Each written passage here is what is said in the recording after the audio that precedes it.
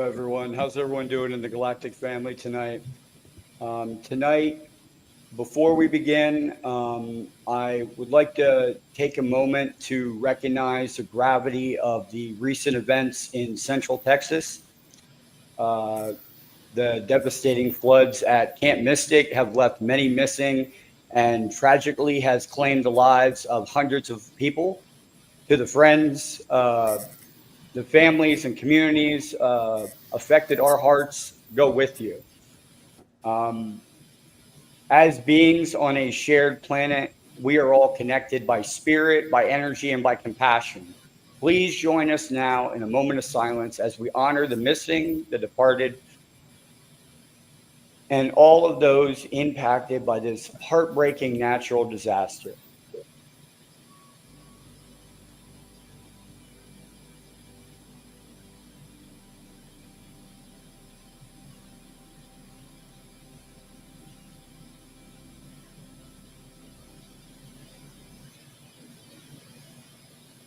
Our hearts go with you. So now what we will be doing is we'll be going into the panel of scientific minds. The panel of scientific minds, everyone. This is going to be a good one. Oh, that always gets me choked up when I see something like that happening in the world. But prepare yourself, though, because tonight we're going to go beyond the boundaries of science, spirit, and space. We are featuring James Van Dyke, hyperdimensional geometry, Ching theory, and metaphysical physics. Andrew Morgan, consciousness contact, ET diplomacy, and ultra dimensional theory. Reverend Michael J.S. Carter, spiritual contact, scripture, and the cosmic Christ. Lindsey Latham, frequency healing, DNA activation, and soul level transformation. That's right. We are going to get it going on in this extraordinary panel discussing. We will bring together the four minds for a deep, unscripted dialogue that will challenge you and how you think and what you know, from multidimensional geometric to spiritual contact, from classified programs to the power of frequency. This episode is designed to expand your consciousness and spark your revolutionary thought. So what we're going to do tonight, we'll bring everyone out. Welcome to the Galactic Family Podcast. This is the panel of scientific minds. We have Dr. Andrew Morgan. Thank you for being here. Hi, everyone. We have James Van Dyke. Good evening. We have Reverend Carter. Good evening, everyone. We have Lindsey Latham. Thank you all for being here. Thank you, Lindsey. Thank you for inviting us. It's Latham. My name's Lindsey Latham. Latham. I'm sorry. I always mess it up. Always mess it up. I probably messed it up when we had the podcast. It's okay. You'll get it. I'll get it eventually. All right. So the first question I have for everyone is, what do you believe consciousness truly is? Is it an immanent property of biology or a fundamental aspect of reality itself? And we'll just go down the line from Dr. Andrew Morgan to James to Reverend Carter to Lindsey.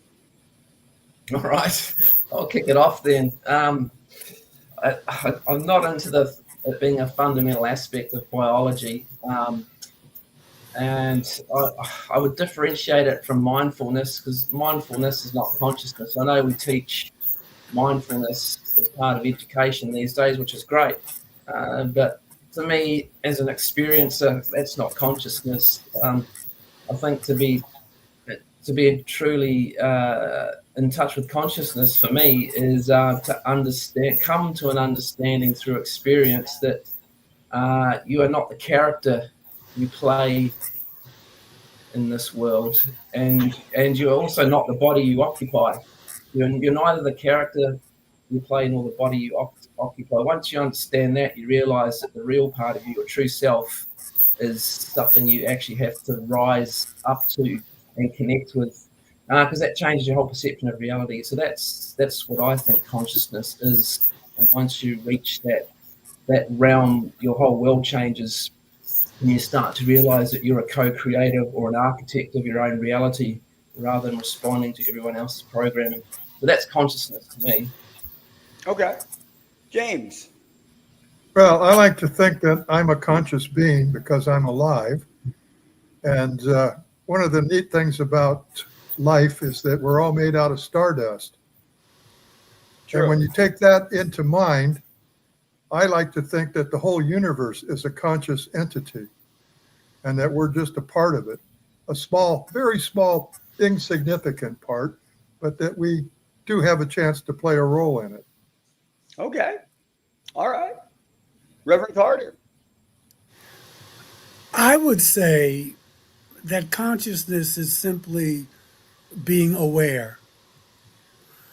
And I think that, at least for Homo sapiens, and I know some people may tell me about their dog or their pets, but that to be aware of being aware is what consciousness is.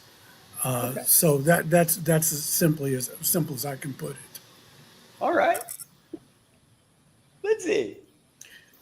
Hey, okay. So consciousness, from my understanding, is everything. It is without consciousness, that everything ceases to exist. It can be hijacked and it can be delayed, but it can't be destroyed.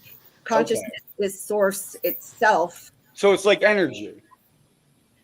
Well, yeah, it's energy, but it's the energy behind the energy behind the energy. It's behind everything. It is creation. It is source. Okay. All right. Now, this is the question for James. Like we'll have certain questions for certain individuals, and then we'll just go back to the person before. So, James, how would you define hyperdimensional geometry to someone with no math background? Well, I would start out with left and right-handedness. And I define it with two different objects that are left and right-handed. They're tetrahedra, and they're mirror images of one another. And that, for me, is the foundation of the math in itself. And then it keeps expanding to larger and larger polyhedron that define larger and larger spaces. And I tie it all in with the I Ching because the I Ching is a very ancient math that was created by the Chinese, but the I Ching itself is a book of divination. But my feeling and what my book premises is that there was a companion book that went along with the I Ching that was geometrical in nature. And that if you take the hexagrams of the I Ching and use them as diagonal square matrices, they can form a geometry that unifies left right-handedness. That's it in a nutshell. Okay. Reverend Carter. Well, actually, these are questions specifically for people, I guess. So I have them down here.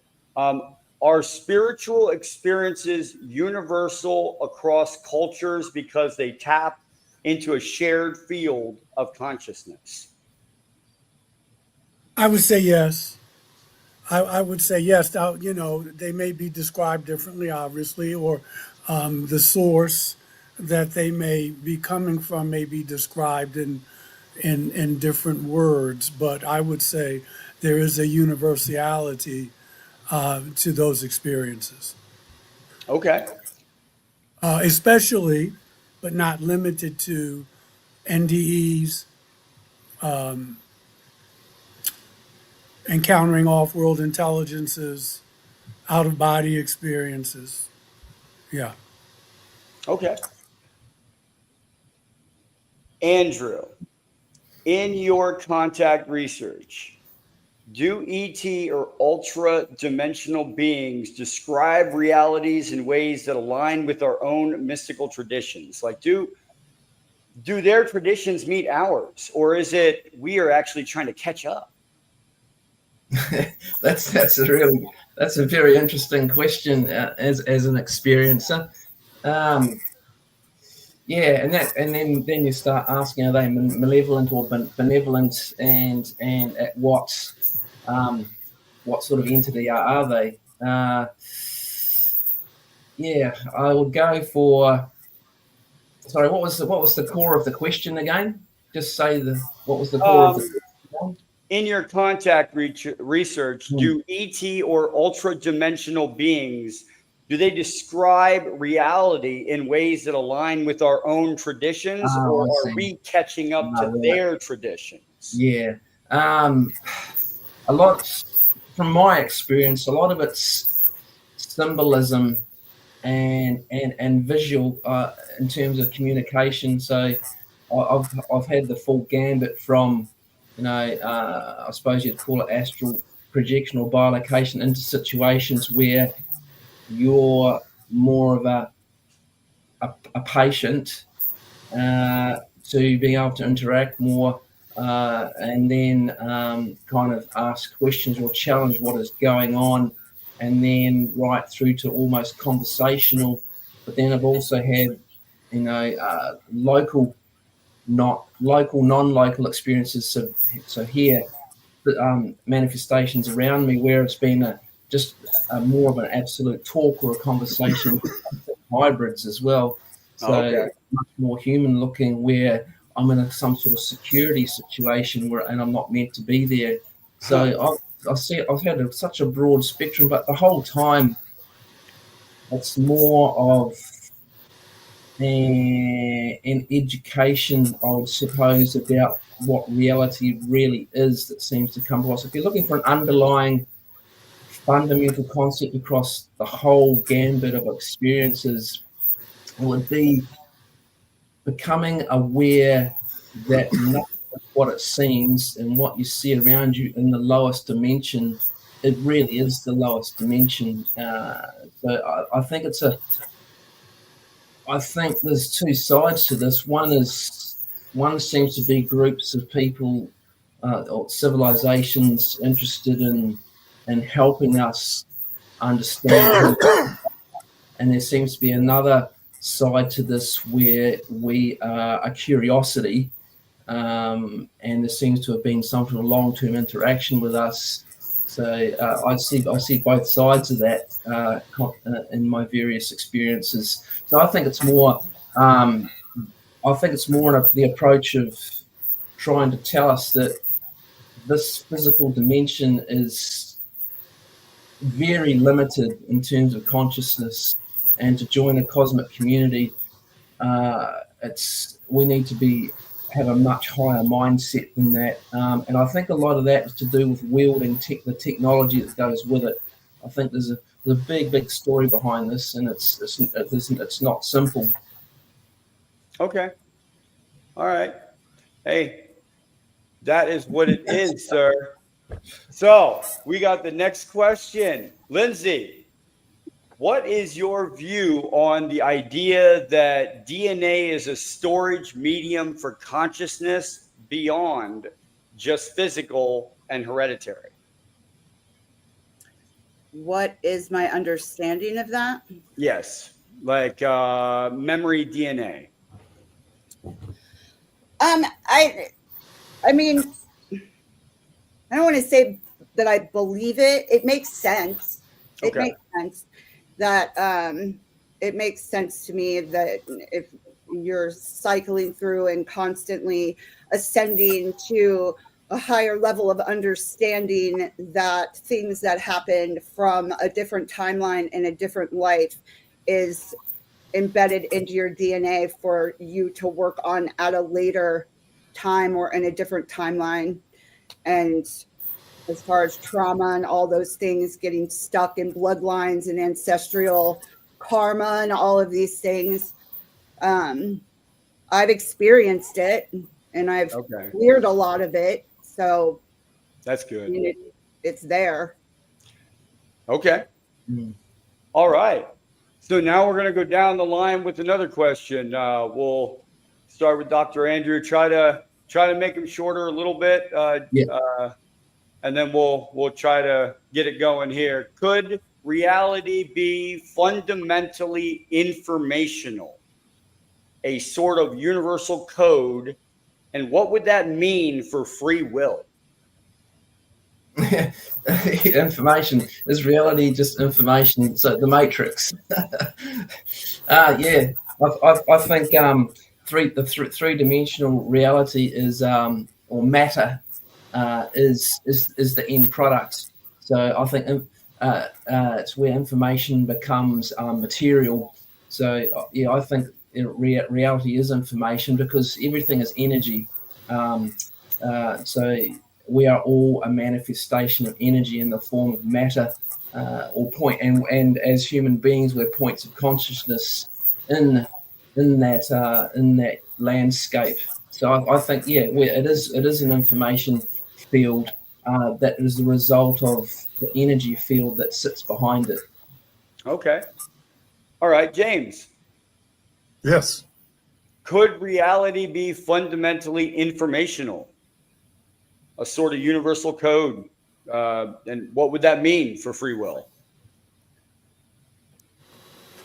Well, my feeling about free will is that we have free will. And as an energy being, I mean, we're a physical being, but we're also an energy being. I kind of go along with Carlos Castaneda's view of what a human is, and that we have a physical part, and then we have an energy part that goes on after we die. So once we die, we're an energy form that gets reincarnated. Okay.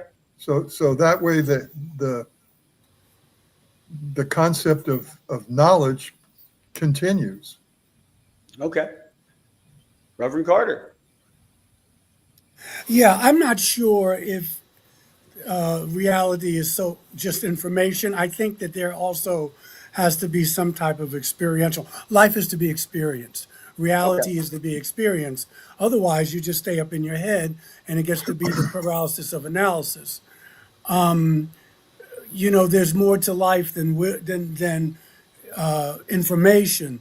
In our culture, we seem to mistake the two, like information equals wisdom. It can be applied and be wisdom, but I think there's a little more to it than that.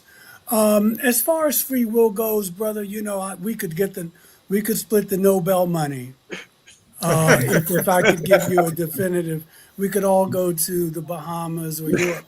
But I think that basically, at least for me,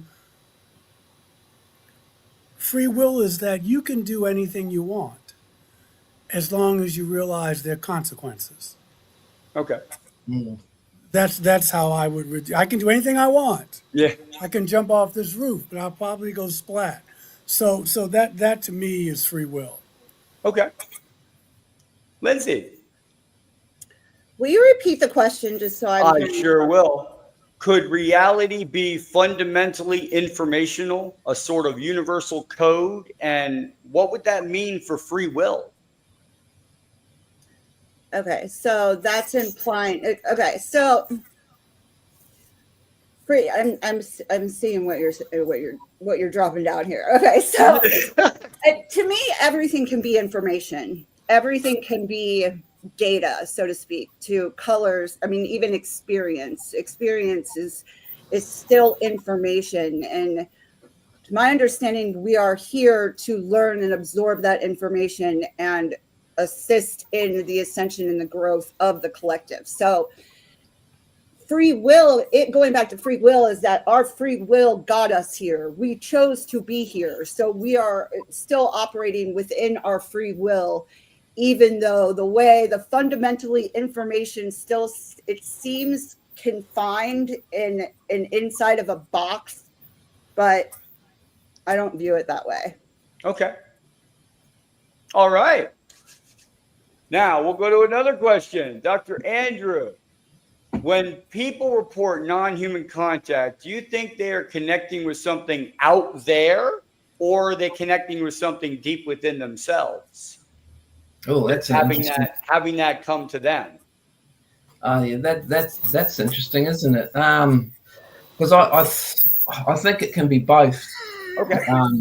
Yeah, because we live in a populated universe. But we also are our own person or our own consciousness. So I think you can connect. So you can connect with your higher self, and essentially have a conversation with yourself. And if you are a religious person, then your perception will be that way. If you're a universal source type person, then your perception will be that way. But then I think you can also have a conversation through as a contactee with, like I said, the range of entities that live in a populated universe as well, depending on what your contact experience is. So Okay. I definitely think it's both. All right. James, Yes, sir. same question. When people report non-human contact, do you think they're connecting with something out there or deep within themselves? Well, I've only had one experience of connecting with something that wasn't of this earth. And at that time, I was out of my body and I had died. Okay. And getting back to the question of free will, when I asked if I was dead, the answer came back to me, do you understand free will? And my response was, you're offering me the choice between heaven and hell. Because certainly I was in hell. I mean, I was in heaven. I was in this place of all consuming love. And I didn't feel threatened or anything. Okay. I just felt that I was in a very good place. But I mean, they say when you die that your brain manifests things that when you come back to life, you remember what you manifested. So I like to think that my brain wasn't manifesting my being in heaven. I like to think that I actually was there, and that when I was offered the choice of using my free will, I had the choice of either staying or leaving. Okay. And I left. I mean, I had been training for the last year to save people's lives, and I knew I was going to Vietnam. That's why I thought I was going to hell, but I was going there for a purpose. Okay. Reverend Carter, same question. When people report non-human contact, do you think they're connecting with something out there or deep within? I think it doesn't have to be either or. Okay. I think it can be both. And you know, that inner journey may come after, you know, the outside contact and what have you. But I don't think it's either or. Okay. All right. At least Lindsay. not in my experience. It wasn't. Yes, sir.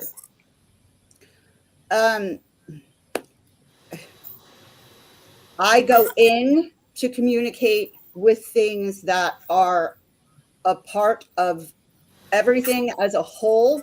Okay. But as far as other things in physical reality somewhere else, yes, I believe that also. Okay. All right. This is getting good. See, we're getting some good questions in. People are loving it. Interesting question. All right. Let's do the next one here. We've got James. This is a question for you. Can the concept of a Merkaba or a light body be modeled or visualized using hyperdimensional math? Well, I'm ready for that question because I have a model of a Merkaba right here. And what it is Of course you do. a Merkaba is two counter-rotating tetrahedra that are connected with one another in a form of an energy field. And they model multiple dimensional geometry. Okay. I mean, there's 6 crossing points that are all perpendicular to one another, and there's a total of 12 of them, so they model a 12-dimensional geometry. And then the fact that this is existing in time, that's the other dimension. So there's 13 dimensions of a physical thing, and then if you consider this matter, then you have to consider antimatter. And when you add the antimatter to these 13 dimensions, you get 26 dimensions. So that's my answer. Hey, that's why we got the panel, because we're getting all different types.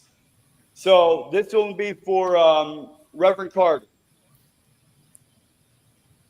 Is there a figure of a cosmic Christ, and is he a symbol of humanity's potential to awaken its true cosmic nature? What was the first part again? Is there a what of the cosmic Christ? Is there a cosmic Christ out there? Not just I mean, there's a cosmic Buddha. I don't think we need to get caught up in the names. maybe not Christ, but maybe a cosmic symbol of humanity's potential, like a beacon. I think almost. if we say we all come from the same source, Yes. then we have that potentiality. Okay. Rabbi Jesus talks about it. The Buddha talked about it. My God, Mother Teresa. I mean, we all come from that. And so I think religion kind of got it messed up, because I think if we look at Jesus, let's look at Jesus just for a Yeah. second. What he was saying is that, and my research and my experience, that what I am is potential in you. You and I have the same thing. It's just I don't have anything else. And so therefore there's an example of that consciousness, that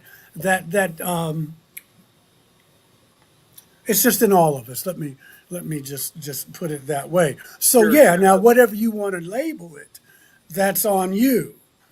But the labels kind of get in the way. I got you. But there's an archetype. That's the word I was looking for. Yeah. Okay. All right. This one will be round the horn. We'll go with Dr. Andrew. If the observer collapses the quantum wave function, is reality essentially a cooperative agreement of all the observers? That's a good one. That's the observer effect. Yeah, because everything is a wave until it's observed, and you've got the two-slot experiment that proves that energy can be collapsed into matter. So I think, yeah, are we all? So in other words, if no one is looking, then nothing exists, because it's all energy. And the moment, I think you've got to start thinking of time as non-local and not linear to understand this. Because the linear perception of time is a human construct, because past, present, and future all exist simultaneously, which matches this whole wave versus matter and the observer effect, that what is gone before is doesn't exist, and what the future doesn't exist is only the eternal now. And if there's only the eternal now, when I'm not looking at something, it doesn't exist. But then it goes, well, if you go away from your family and you're away from your family and you can't see your home doesn't exist, because you have to observe it for it to exist. So there's a whole conceptual theory around this. I think together, 7 billion people on this planet, if you go down what you're saying, we are constructing the reality we see in front of us because we're looking at it. So if 7 billion people stop looking at something, it ceases to exist. So if we all turn our backs on the war in the Middle East, for example, and don't think about it or look at it or do anything, it ceases to exist. That's the whole concept. But that also means we're the architects of reality. So if we all, 7 billion people, decide that the people from the civilization from Alpha Centauri exist and they've always been here, then they manifest and they become part of our cosmic landscape. So I think that's a brilliant way to look at things. Okay. Awesome. All right. Lindsey, let's go with you on this one. can meditative or altered states allow us to step outside the conscious reality? And if so, is that a glimpse of a deeper truth of yourself or ones around you? I wouldn't say outside of conscious reality. You're stepping into conscious reality. Okay. You said out, though, right? Yeah, allow us to step outside the conscious reality, like outside our own conscious reality here. Oh, I still look at it as going got deeper into conscious reality. And then what was the other part of the question? Is that a glimpse of a deeper truth? Absolutely. Okay. Okay. I mean, that's what you go. I mean, that's what I go in for, is information. Okay. Meditative states bring out an informational state that you can receive from. Correct. Okay. I got you, Lindsey. All right. Dr. Andrew,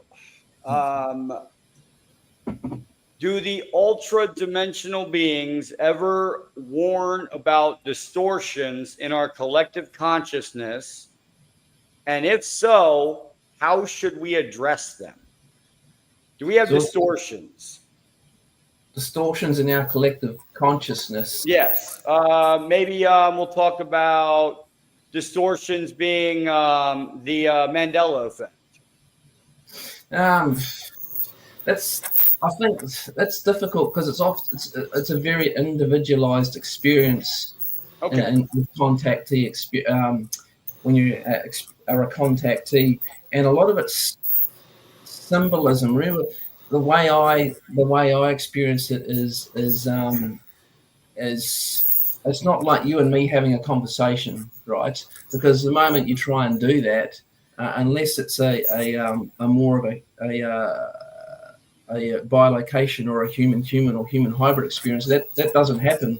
So it's often symbolism, visions or pictures put in your head that you have to decode. So I couldn't necessarily say that they're trying to give me a perception or understanding of the whole of humanity. I'm sure you can decipher warnings and about possible outcomes or predictions of future events, because there's also precognition. I published a book on all this, because there's different things. There's precognition, there's bilocation, there's astral projection, there's out of body, there's physical, non-local experiences as well.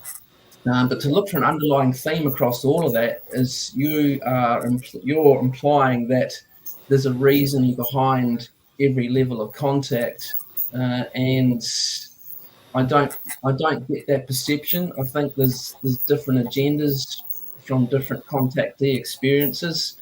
Yes, some seem to have more of a holistic concern and using you as a conduit to try and make you aware of that, and I'm thankful for that. But there's also the individual stuff as well, as a contactee, that is more of a, you don't understand this yet, but we're preparing you for something. Okay. So you're going to be a contributor. So again, you can't say it's yes or no or black or white. There's just such a mosaic of experiences. All right.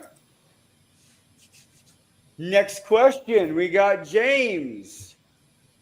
How do fractal growth patterns relate to expanding human awareness or consciousness fields?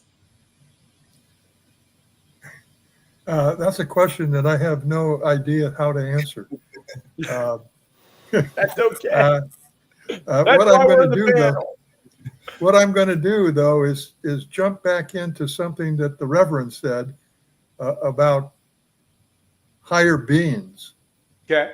When I had my near-death experience on Mount Shasta, I thought I was going to die, and for a moment I kneeled down and I prayed. And I asked for help so that I could find a shelter, because I was in a whiteout. I couldn't even see the trail that I had been on. And what happened, I mean, first I heard an argument going on about whether they should save me or not. Jeez. And the Oh, next boy. thing that happened was I saw a light further down the mountain, and I could see the trail again. And so I went down the trail, and when I got further down the trail, I saw a light inside a crevice. And so I went into the crevice, and as soon as I got in the crevice, I was no longer in the storm, and I knew that I had been saved and I wasn't going to die. But then later on, when I was in a room that appeared like a museum, that's where I learned the mathematics that I developed and wrote my book about.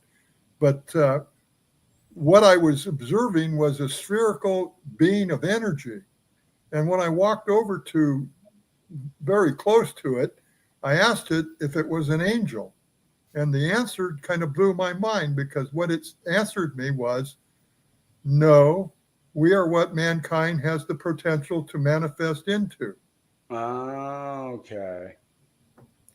So that kind of goes back to the Reverend's idea of a godliness. Okay. We all have a part of God in us. Yeah. All right. Let's go to Lindsey. Is there scientific evidence yet that frequencies can permanently shift human consciousness? Yes. Okay. But I'm not, science is not my thing. Just No, saying. I know. I don't know anything about it, but I mean, frequency is everything. Music has a potential to shift your frequency, and absolutely. Okay. It's less than Okay. that.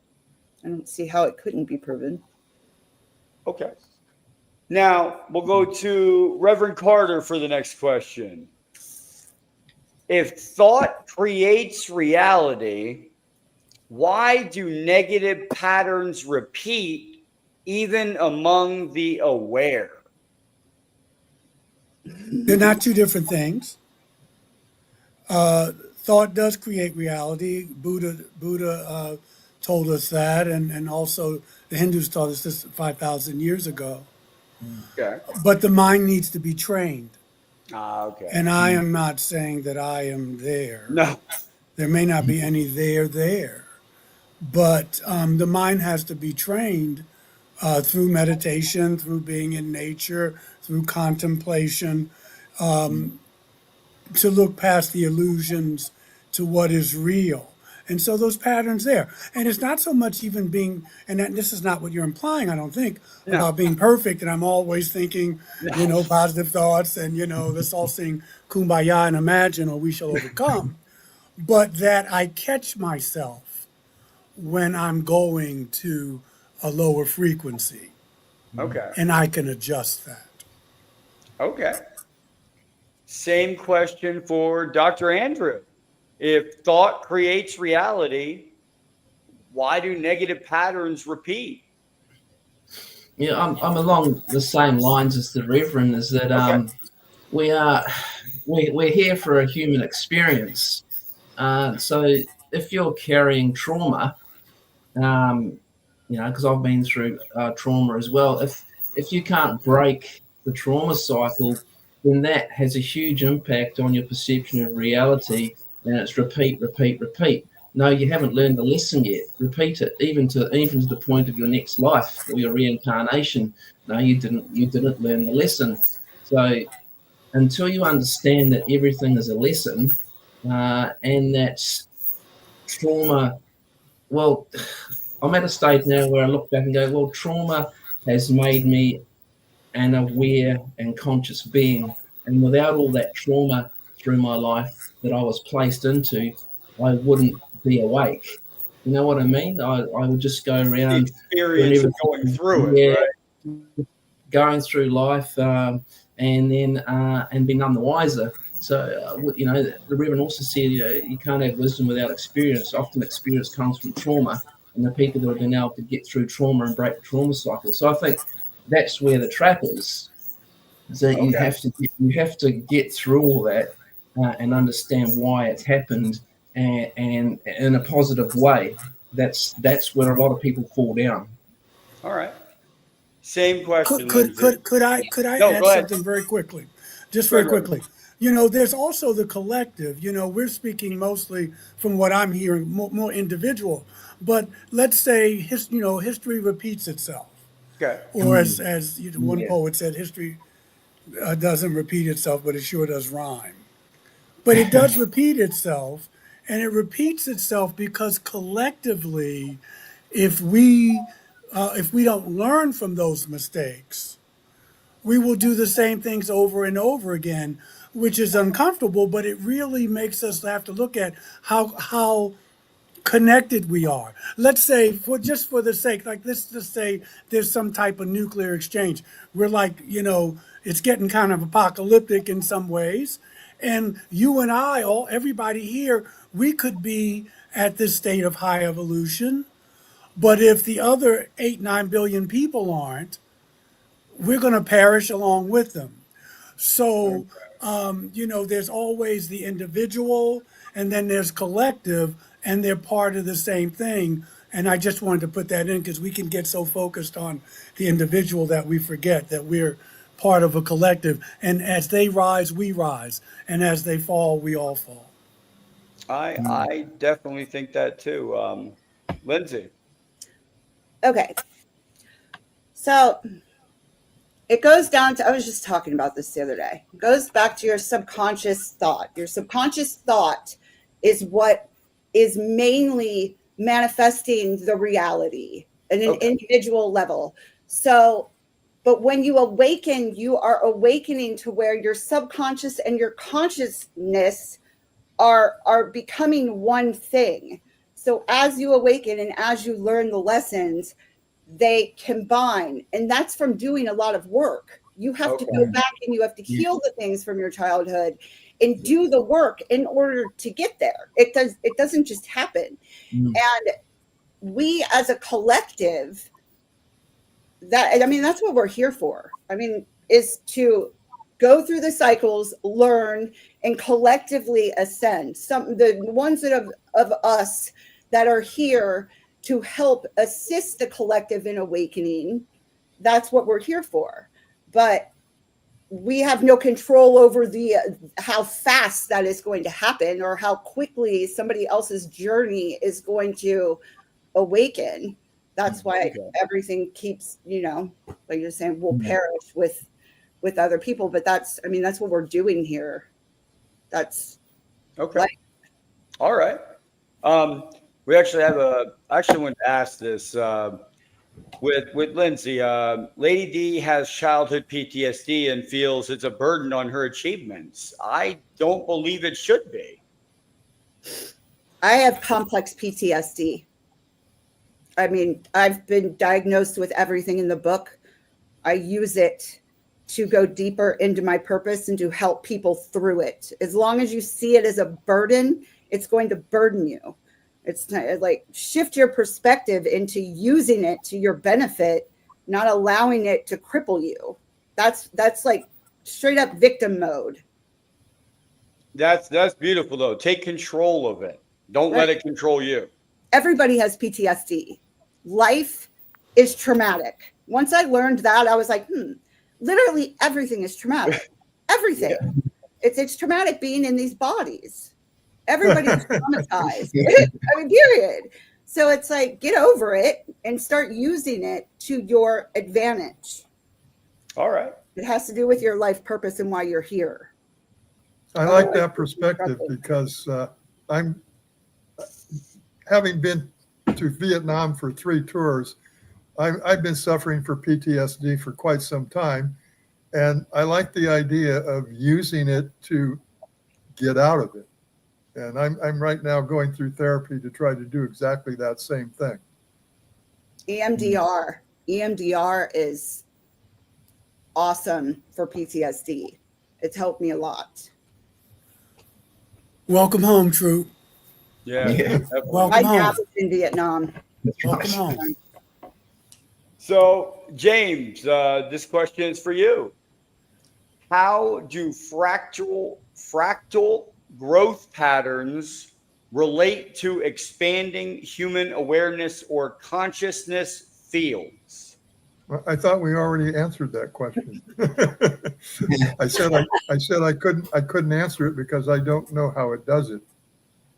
That must have been a double question. Wow. It It was a got double me. question. It's just like, See, you gotta love. Listen, and this is the problem also because we rely too much on AI. Like I'm the only one that runs the show, so I let AI do the scripts and this and the questions, but I base it off of your website, Dr. Andrew, or James, or Reverend Carter, or Lindsey, off the website so that it gets the right information, hopefully. Yeah. All right. Anyway, so ask AI that question. yeah, let's ask AI, like, why do we have a double Answer that. pattern? Anyway, okay. Andrew, we'll go with this. Do you see a consistent pattern in how different cultures experience the contact phenomenon? A consistent pattern. Yeah. Do you see any pattern? Any pattern at all, as in different groups of people seeing things differently? I would go with let's talk about indigenous experiences, because in Australia I'm having more and more to do with indigenous cultural narratives of the Yes, and phenomenon. that is the law of one, I believe, down there, right? Yeah, and Aboriginal or Indigenous Australians. So this is normal to them. Like this is just conversational talk. They're not allowed to talk with white people about this unless they get approval from their elders. So, Yeah. but I happen to be in touch with elders now that want to build a relationship and share their story. Now, for 60,000 years in Australia, they have coexisted with these entities or manifestations or spirit. I think they call them wajina down here as a blanket label. In terms of the indigenous cultural narrative, a lot of that's to do with passing over as well and death, because in Australia, when an indigenous Australian dies, you're not allowed to talk about them or say their name. And also out in the outback, the orbs that they see, or the Min lights, they talk about them as being passed over spirits. But there's also, they have a negative perception too, or it's normal to say, oh, don't go over to that place over there because there's wajina there, or there's beings there, and if you go there, that's their territory. yeah, if you go there, you'll never come back because they'll take Oh. you. But that also goes, I mean, I've literally sat with someone who said, look, in our communities, we've seen craft come down and beings come out and do whatever they do and then leave. So it's a normal cup of coffee conversation. So I think that's what's so important in the next few years, that we get First Nations people more heavily involved in what is going on this planet, because they have the story. They know the whole history of this planet, not all the lies and the BS that's fed to us by those in power that don't want us to understand that we've had resets, we've had civilizations here before, and our First Nations people will know all about this. So I think there's a completely different truth telling to all this on the First Nations side of it that we have yet to bring on board to what we understand in secular society, or what we think is going on, which has been hijacked by dogma or organized religion or those in power and wars and fighting and violence. So, yeah, there's a big picture there that we have yet to bring on board. Okay. Let's go with James. How do we distinguish between authentic contact and projections of our subconscious?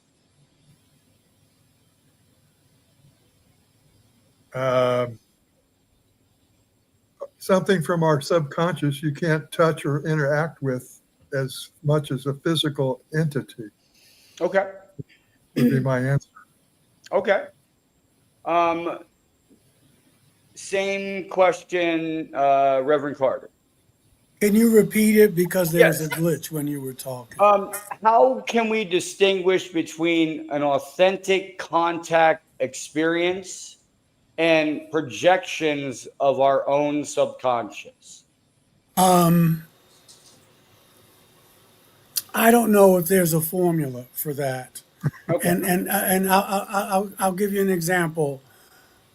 When I speak at conferences or if I'm attending, and if someone tells me about an experience they have, I'm not going to judge that and say it's not true. I will take their word that this is real. Okay. I'm not a mental health professional, and so I'm not going to say, hey, this is a figment of your imagination or what have you. I'm going to take their word for it that this is what happened to them. So I don't know if I could say to someone, I may ask questions, but if someone says, I saw a gray in my home last night, I was aboard a ship or whatever, I'm just going to say, okay, you want to talk about that? That's where I'm coming from. Okay. I like to think about that answer as if it's an individual experience, it's not as powerful as if it's a group experience where more than one people are experiencing the same vision or interaction. Okay. Same question, Lindsay. How do we distinguish between authentic contact and projections of our own subconscious?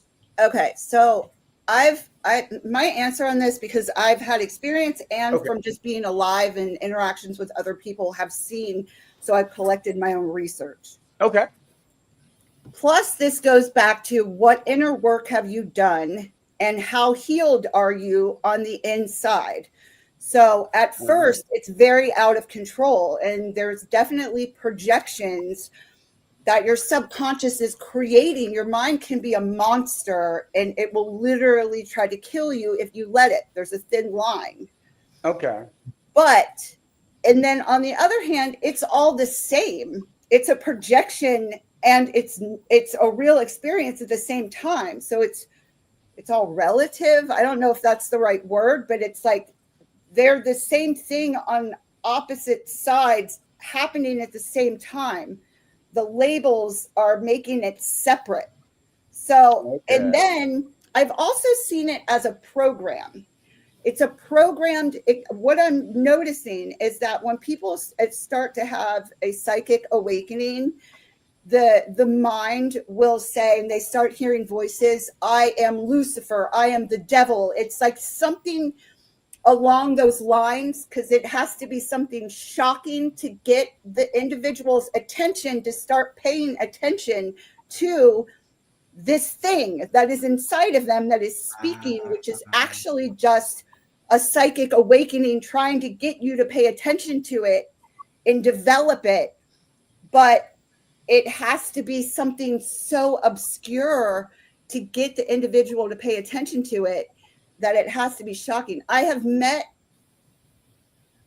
that experience, and I offhand know two other people who have had the same experience 20 years apart from each other or so, in between 20 years, that's how their psychic awakening started, with the voice being the worst case scenario. So then I was like, oh my God, it's a program.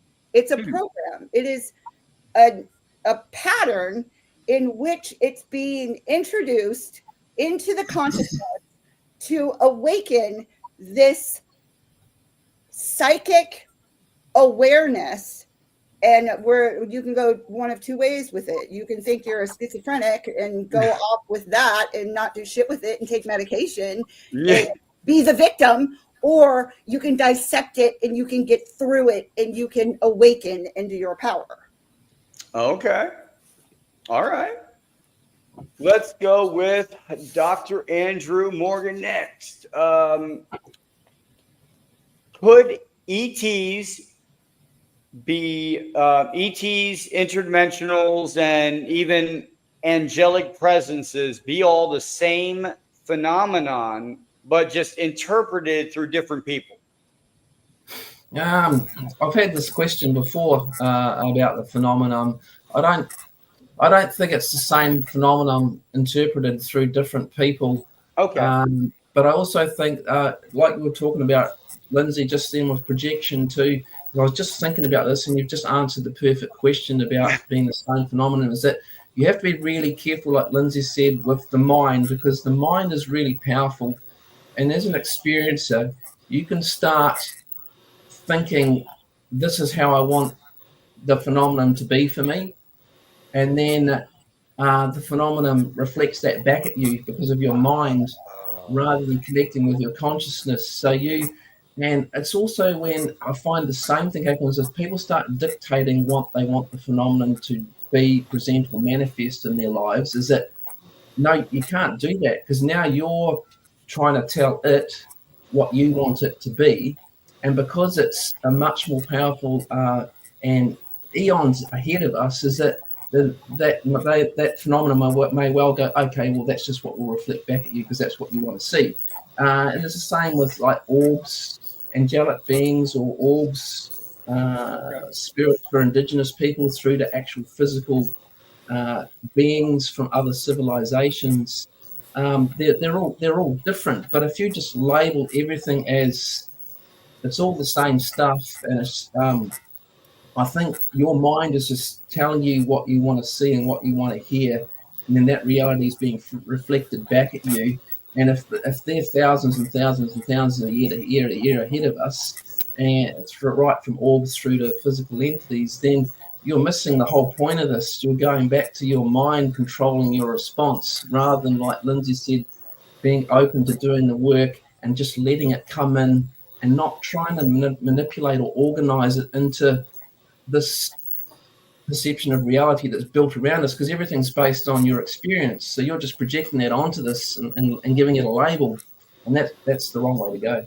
Okay. All right. Can I say something? May Yeah, I say go ahead. something?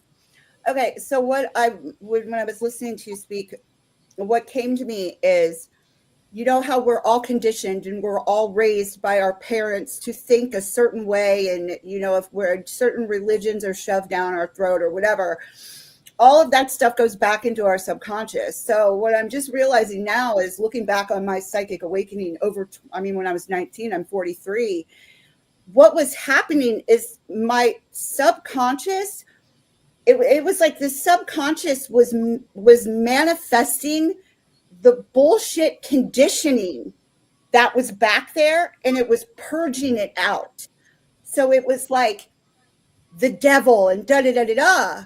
Well, you know, I mean, if you look out at psychics, we're considered to commune with demons or whatever, or we're the devil, or, you know, I've been called so many different things when purely I work in the light, and I know that that's not truth. Yeah. But you have to go through that. You have to go through the purge of the subconscious programming. And that just clicked, that is what was happening, and what was coming out or coming up, or I don't know if I'm even making sense. No, you're fine. That's why we got the panel. We discuss everything, you know. I think James is up next, but I think he had computer problems, so we will go with the next question here. Reverend Carter, have you seen spiritual encounters overlap with UAP encounters in your pastoral work? Yes. Yes, Okay. I have. And sometimes they're the same thing, and sometimes they are not. There's a wonderful book that was written, was it Ray Moody? Anyway, I think it was Dancing Towards Omega or something like that, where he is, and I could be wrong, but he's comparing contact experiences to near-death experiences. Okay. But yeah, sometimes They do overlap. Very Okay. much so. Same question. We'll go with Dr. Andrew. I know you don't do spiritual work, but in your work in UAPs, have you seen it in any other like fashion in religious areas in that? Like you mentioned the indigenous. What other areas have you seen them in other than that? It's probably, I don't know if anyone's aware of this, but my father, who's passed on, was a priest. So Anglican and then Catholic. So my whole life was organized religion till I was a teenager, cathedral choirs and music and church and everything. So my whole life was angels and demons until I was 15, including my childhood contact experiences. So I've written about all that. So I think, I think it can be. Sorry, just repeat the question. The encounters you've seen. What other areas besides like the religious areas, religious groups, have you seen these UAPs in? What is a UAP? Yes. I'm sorry. What is it? Unidentified aerial phenomenon. Phenomenon. Yeah, so just the phenomenon. It's UFO. It's the new term for UFO. New term for you. I would go through, because I've done a lot of background work, having been brought up religious, which so I can relate to what the Reverend talks about a lot in my life, and had done a lot of biblical study growing up and all that sort of stuff as well. But I spent a lot of time in the last 5 years researching my own Christian roots.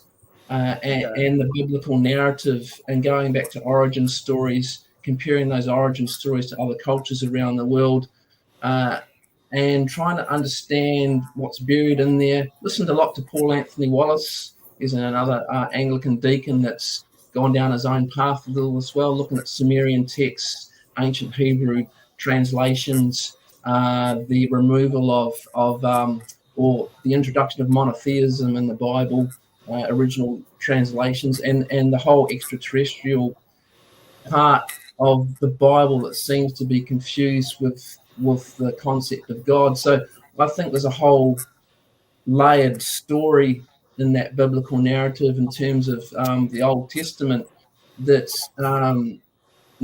requires a much deeper understanding of the culture of the time. So in terms of spirituality, a lot of my contactee experience, I think, is because of being a spiritual person with roots in Christianity, and that the Christian narrative is all tied up with this whole phenomenon thing.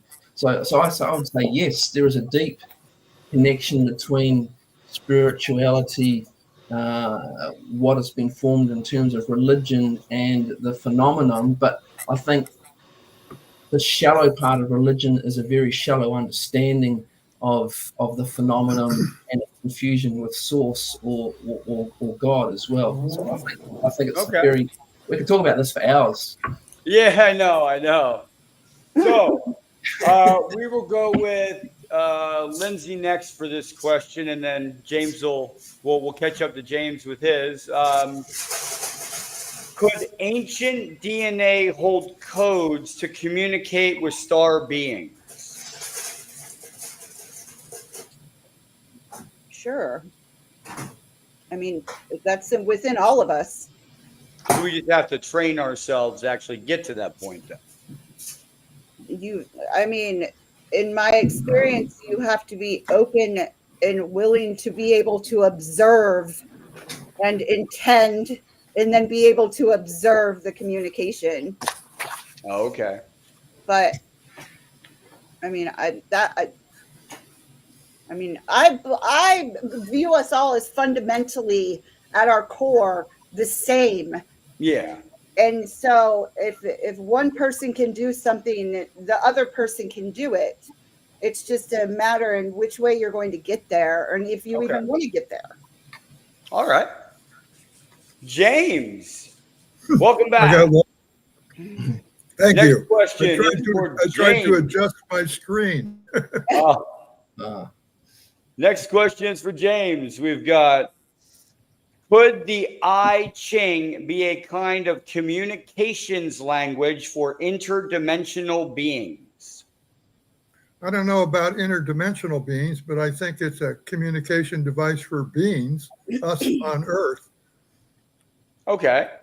Whether or not it was given to the ancient Chinese by extraterrestrials or higher beings, I don't know that answer.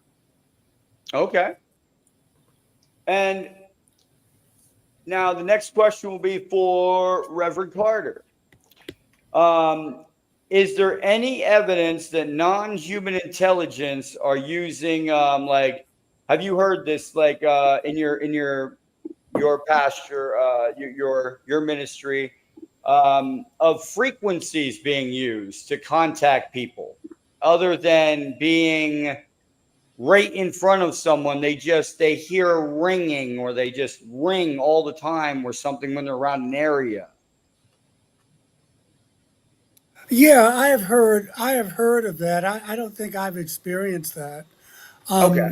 And if we're talking about again about energy and Yes. frequencies, I've heard about that. I think Ancient Aliens has done a show or something about that. So, and I've heard other experiencers talk about that.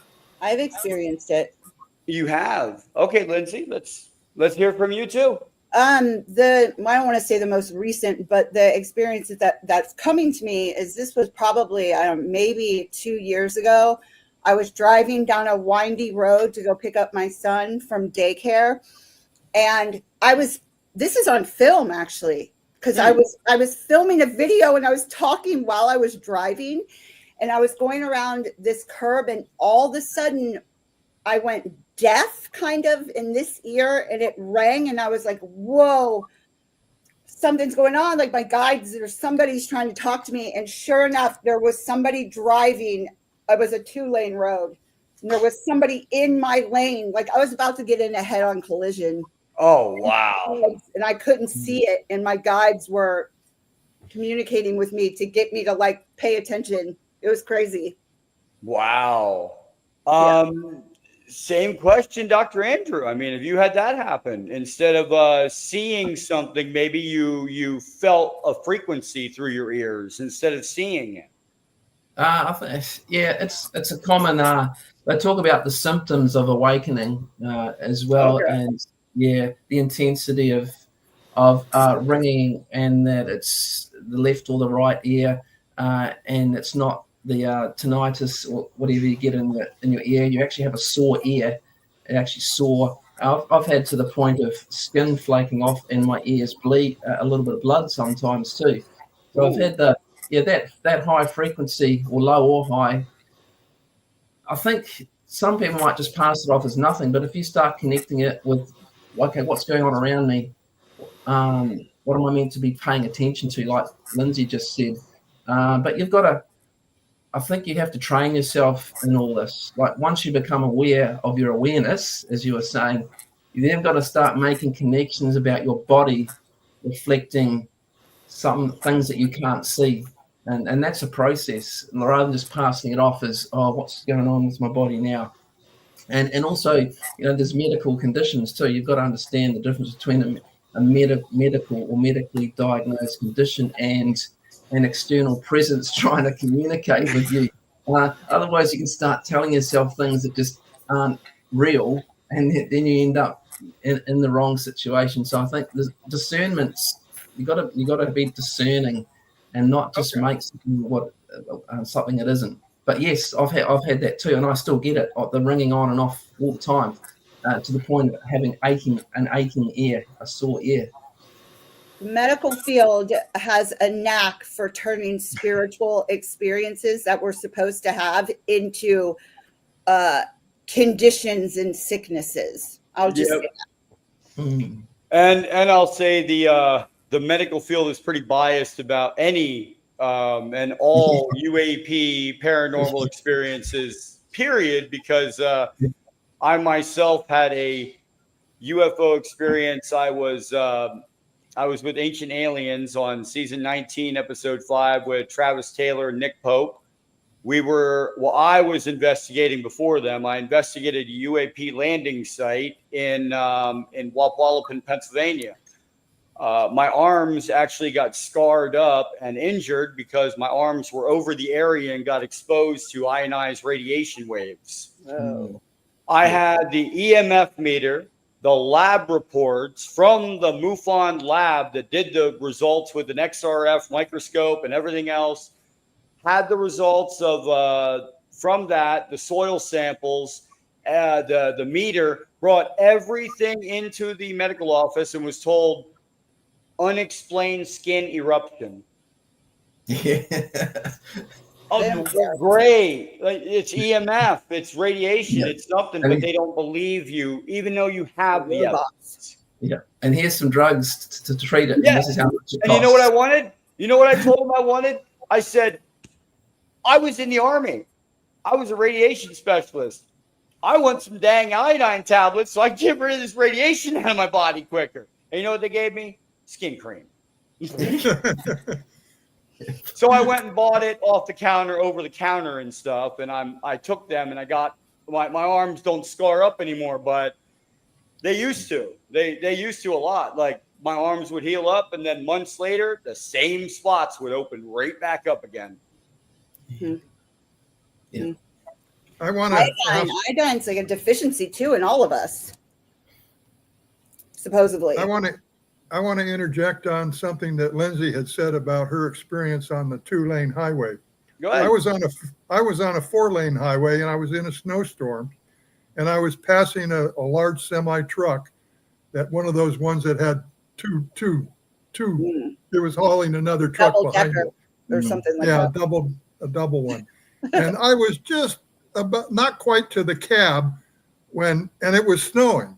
And I heard my stepfather, who taught me how to drive in a snowstorm, he told me in my ear, James, didn't I always tell you in a snowstorm never to drive in the left-hand lane? And when I heard that, I punched it. And as soon as I cleared the front bumper of that truck, I pulled right over. And the truck driver got mad because I pulled in so close to him. He's laying on the horn. And before he got off the horn, a car came in the left lane and passed us both. And had I not paid attention to what was in my ear, I would have been in a head-on. Was your dad with you in the car or not? No, he wasn't with me. He Right. died several years earlier. Yeah. See, that was him though. I had an experience only one time with the same thing. That's why I actually brought up the question. I was driving down a back road after I got back from camping with friends, and I had this irritating ringing in my right ear, and it was really painful. But it was so painful that I was kind of not. I knew I was not paying attention as well as I should have to the road in front of me, so I slowed down on purpose because it was really painful. But as soon as I started to slow down and go around the corner, there's two deer. One's on one side of the road and one's on the other side of the road. And I'm like, oh my God, if I would have been driving the same speed I was, I would have hit one of them or went off the road either way, So I've had something similar happen myself. I have something to say about this because from my experience, I know that a lot of people worry, well, if they're not connected and they just can't seem to consciously develop their intuition, or they don't feel good enough or up to par. What I've noticed is that you're taken care of anyway. Like you didn't know what was happening then, but you were reacting consciously with what was going on with the fabric of your being. It's like you slowed down. You were still reacting on intuition, whether or not you knew what you were doing or not. And what I've noticed is that is my experience too. Like when I'm driving on the highway, if I can be in La La Land, I could be communicating with God, not really paying attention. I will slow down automatically if there's a cop somewhere. Like it's just something that it's like I will do without even being turned on in that way. And we're already there. It's whether or not you want to tap into it and use it to your advantage, or but Yeah. Use it for good or evil. well, use it for evil. I don't think you'll have it very long. Boy, yeah, exactly. Like, all right. Reverend Carter, do these intelligence have an ethical or moral code, or is it beyond our understanding of right and wrong? In my experience, some do and some don't. Okay. I know some people, sometimes we do, you can look at us in our culture. Just because you have high technology doesn't, or you know, more advanced technology doesn't mean you're evolved enough to know how to use it. True. And then there's some beings who have been able to merge a high level of spirituality as well as technology. So I would say that it depends on the race. Okay. Same question, James. Do these intelligence have an ethical or moral code, or is it beyond our understanding? I think they do. Otherwise, they would be openly interfering with us on an everyday basis. Okay. I like. Well, I'm a Star Trekkie, so I like the Prime Directive. I got you. All right, Lindsey, same thing. Yeah, I don't know if we all have a baseline moral code, is what it feels like Okay. to me, that everywhere, like there is universal truth and it is everywhere. Okay. And it has to be, or you won't, or you're like, Yeah. Same out. question, Dr. Andrew. Do these intelligence have ethical or moral code, or is it Yeah. beyond our understanding? No, I don't think it's beyond our understanding, because us planet-bound humans are stuck with a duality.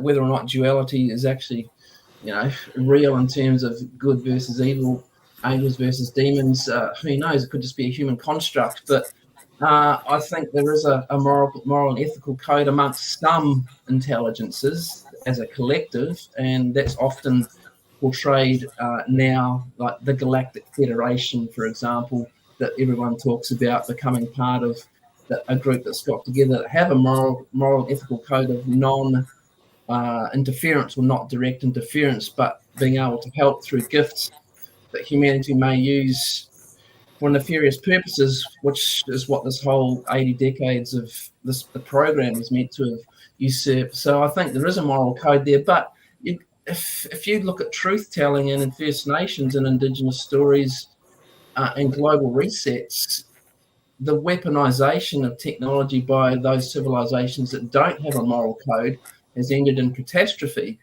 If you want to look at conspiracies and cover-ups, and I'm sure when we get out into the solar system publicly, that we will find the entire solar system is a graveyard of artifacts and wars gone by between other civilizations that's all been covered up. And I mean, that's my perception. So I think that they've learned from experience as well over a millennia that we can't go around destroying planets and solar systems, because there'll be nobody left. So Yeah. I think, No, that's very true.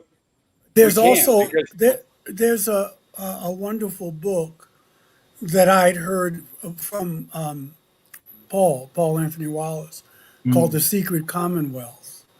And took place about 18th, 19th century, Presbyterian minister, I think somewhere in Ireland or what have you. To make a long story short, he was getting to learn the stories of the indigenous population there. And they, no one believed them. They were talking about fairies and elves and what have you. And he started taking them very seriously. He wound up being murdered. He was a I think, a Presbyterian clergy person. And he was finding out, and I'm only speaking to this because what James had said, I commend the book highly, but basically what they were saying is that these beings are interfering, and they have been since before biblical times. Okay. And if you listen to what Hayam Mashed, the former brigadier general, he in 2000, what was it, 2008, he said there is a galactic federation, that we have bases on the moon, that there are extraterrestrials some who want disclosure, some who don't. They've Yes. always been interfering, and maybe it's not interfering. Maybe for some it is, but basically, the reality is that our all our geopolitics and everything is being influenced by these beings to this day. And when you read the biblical stories, when you read the Mesopotamian text, the Elish, they're all in the politics. That's how Yeah. it's all started. Yeah. Yeah. All right. Reverend Carter, we'll go with you on this one. Are government secrecy and spiritual secrecy actually two sides of the same coin in an attempt to manage the fear of the unknown? Yeah. I don't think they're two sides of the same coin. I know that, for instance, there are other clergy that I'm in touch with that are trying to come to grips with how when this really comes off, which it will. Right now, we're focusing on tech and national security, but the narrative is bigger than this, and there's a spiritual component, obviously. But right now, it's easier to deal with the tech and the national security, plus the fear base of the narrative. The big kahuna will be when religions get it that some of these beings created us, and that we were told that there was a God, which I'm not saying that maybe there isn't, but that's not what our ancestors are talking about. This whole thing became monotheized around 6th, 8th century BCE, at least the Old Testament, the First Testament. So, I mean, I can imagine, what are you going to say? It's bad enough that you're going to say, we've been lying for 70 years. Some people have lost their lives. We've made treaties with these beings that we've broken we've done everything. But the big killer will be, oh, and by the way, some of these beings had a hand in creating us.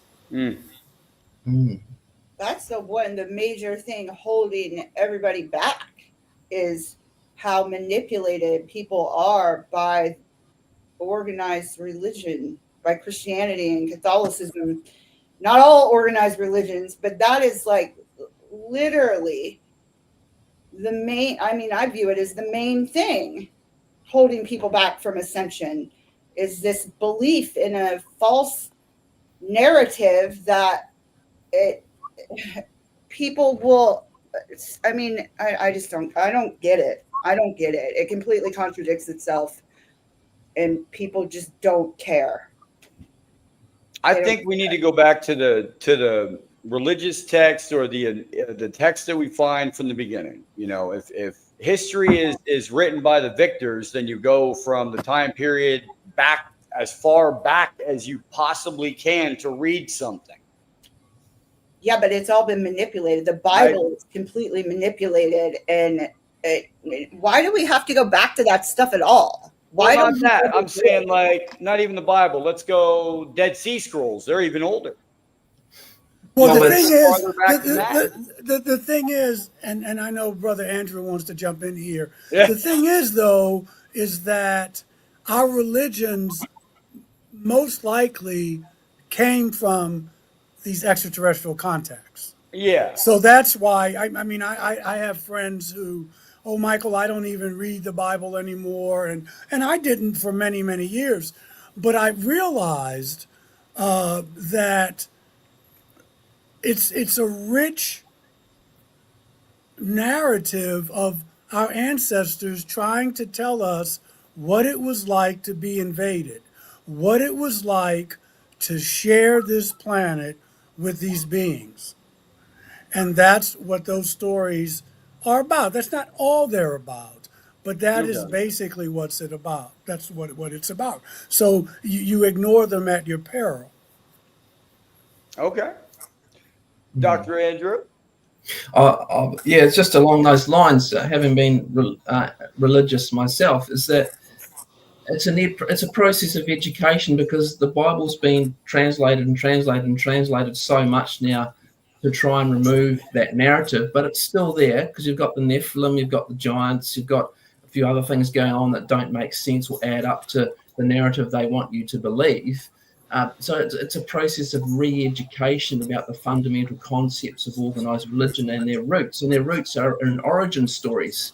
And until you re-educate and teach the origin stories that the Bible is found, and how the Bible came. You know, I can go up to any evangelical church, Pentecostal church, and say, "Do you know how the Bible was made? Who made the Bible?" "I know it's the Word of God." "Yeah, but who made it, and why was it made, and what did they do? What was their plan when they did it?"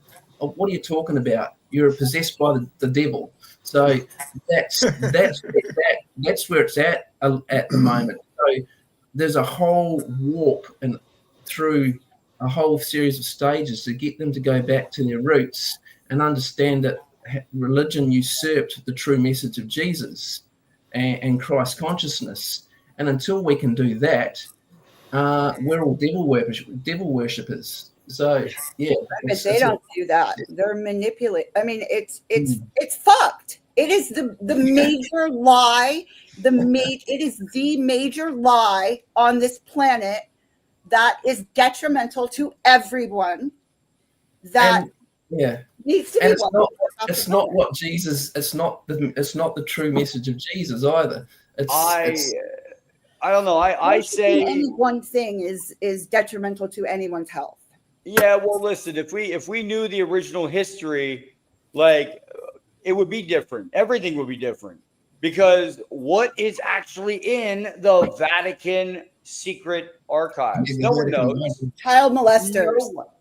I mean, I did see. I'm sorry, but I did see a documentary. I was raised Catholic. But the priesthood. I saw a documentary one time where I believe they showed someone going into the Vatican secret archives and a room that was all glass and had like a seal to it and everything. The door and everything was sealed to go in, and double room to seal, go in. You couldn't touch the pages with like a tweezers. But it was a lot of rooms, I'll tell you that. From what they showed, it was a lot of these locked glass, like maybe 1, 2, 3, 4, maybe 10 bookshelves in each, and then you had a table, and then there was a glass box around it with a doorway that goes in. You've got to consider this, but the Holy Rome, the fall of Rome, the rise of the Holy Roman Empire. What do we do with Jesus? What do we do about his? I mean, they persecuted his disciples and killed a lot of them. What do we do with Jesus? Everyone's okay. So let's turn it into a religion. Let's organize it. Let's create a priesthood. Let's create the Vatican City. Let's create a priesthood. Let's create separation and a monotheistic God. Then we'll control everyone. And it went from there. I mean, that's my interpretation. This was going on, but this was going on way before Jesus, brother. Just pick up the Old Testament. Yeah, this was going on way before that. That's true. All right, James. Same question. Government secrecy and spirituality. Secretly the same side of the same. Are they coined? Like government secrecy and religion, same thing? No, I don't think so. Okay. I mean, my view of the church is when you look at the history of the church from the time of Constantinople And when they rewrote the Bible, the New Testament, it was for power and controlling the populace, keeping them dumb and ignorant and controlling them. Dark Ages. And mainly out of fear. Okay. Easy to control if you're not jumping over the walls trying to investigate what's going on. Well, if you're not allowed, I mean, look at Galileo. Well, yeah. You know, someone who says that the Earth goes around the sun and not the sun going around the Earth. So he's persecuted by the church for that. So That's true. It's controlling the narrative. Exactly. Absolutely. Why don't people understand that? That's a good question. It's a hard one, Lindsey. They're so manipulated, and they're so in fear of God, which is Jesus God, or you have to go through Jesus to get to God. It's like none of it makes any fucking sense, and people just follow it blindly. I just don't like the fact that people don't do their own research. Exactly.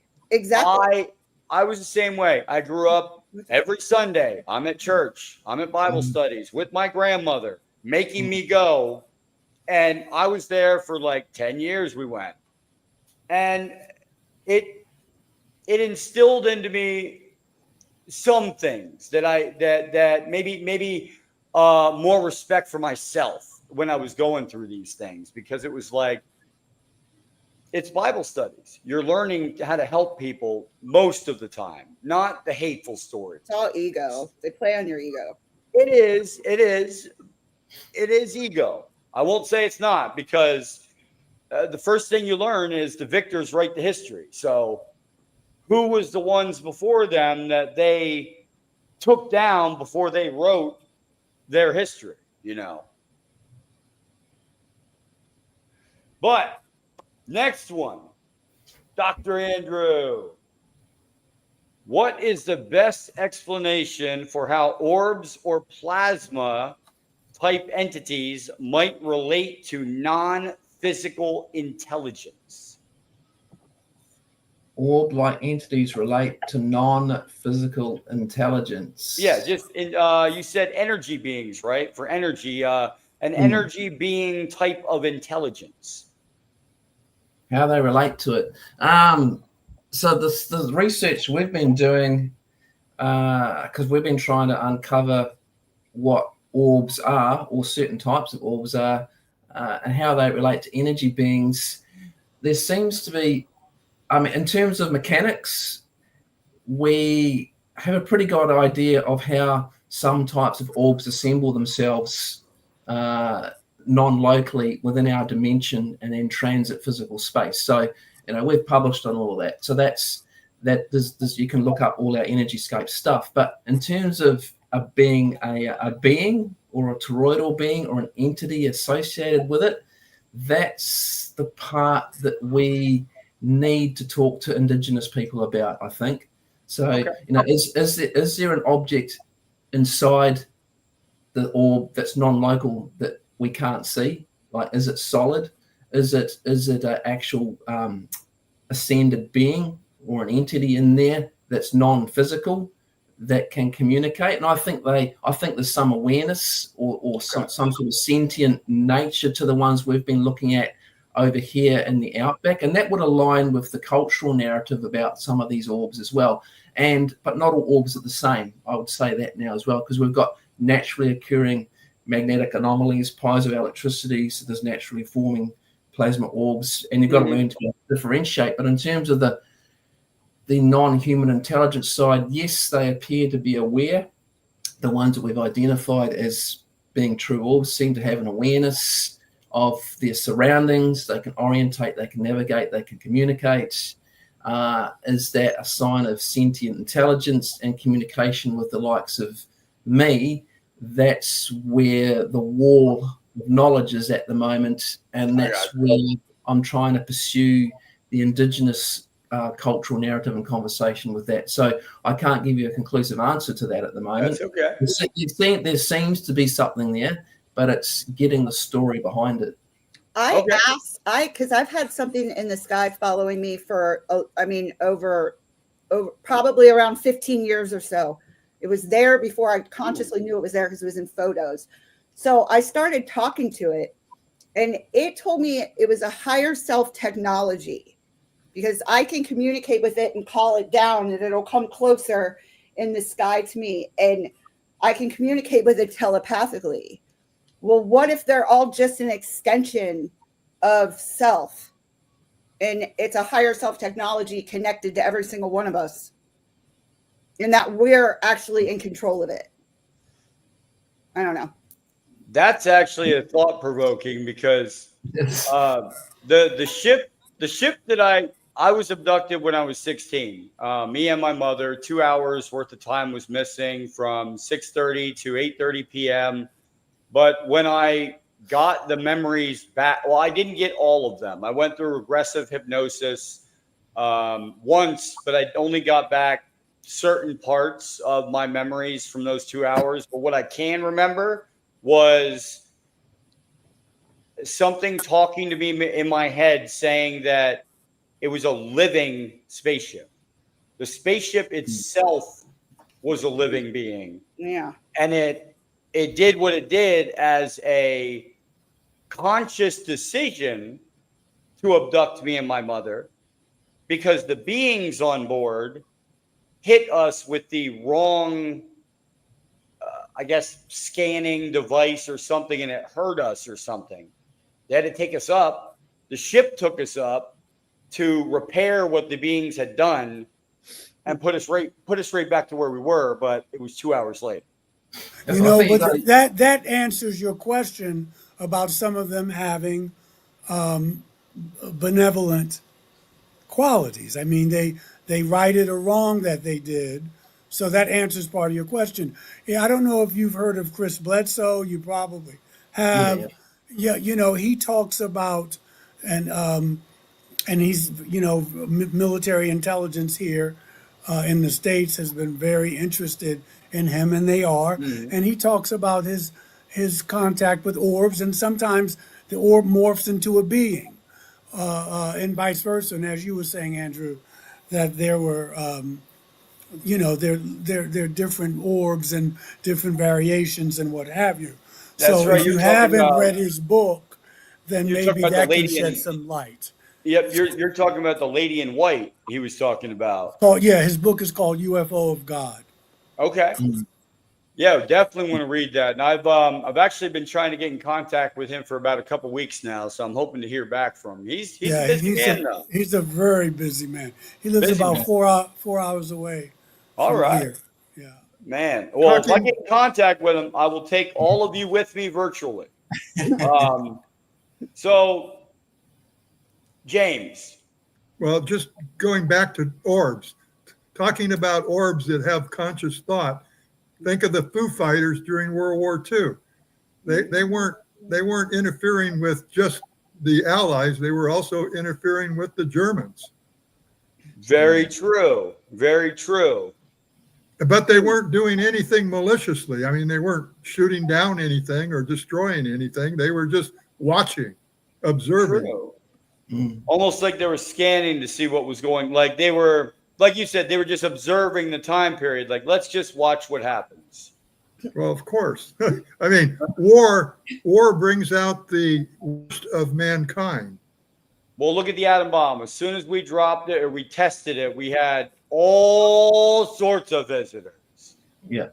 And of course, when you talk about the atomic bomb, you go back to the Veda and India and Debambara. I can't know if I pronounced that right, but I mean, that's very positive evidence that there was atomic war on the earth many thousand years ago.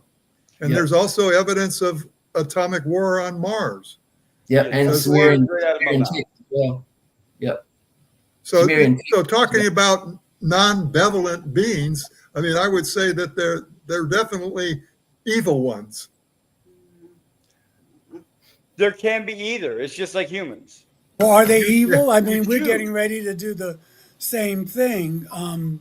So I don't know if we did do the same thing. when you live in a glass house. I don't know if we should throw stones, but it does tell you that they, when you look at like Greek, the Titans, and they made love, they drank, they got drunk, they were very much like us. Some of them were more evolved, some were less evolved.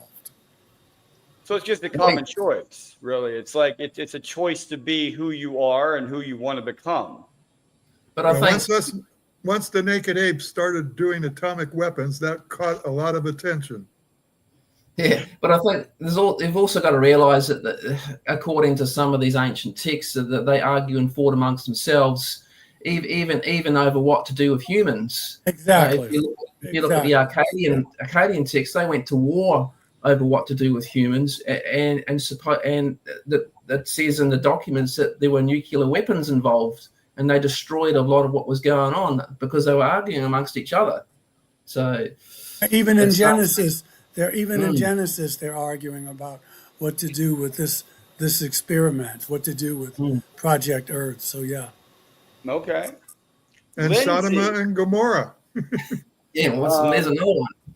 Do dreams serve as an interface for first contact in contacting spiritual beings in a safe manner, safe environment, like your own dreams? I mean, I don't know if that's always, but I mean, that's my experience. Okay.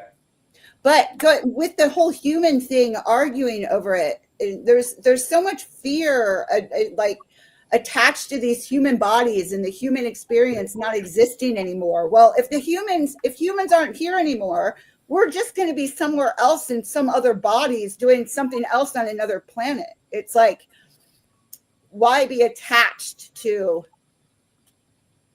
any of it not existing anymore? If it's not helping the whole big picture of everything and beyond, then I just don't see any sense of being upset about any of it, because it's not that serious. It's not. I mean, if you work on yourself and you work on, the best, the worst parts of yourself to make yourself better, then essentially you will affect others around you in a positive manner. That's what it has to be. Yes. It has to start from the self, period. Yes. That's what I people totally don't. agree. 100%. Now, we will go with James.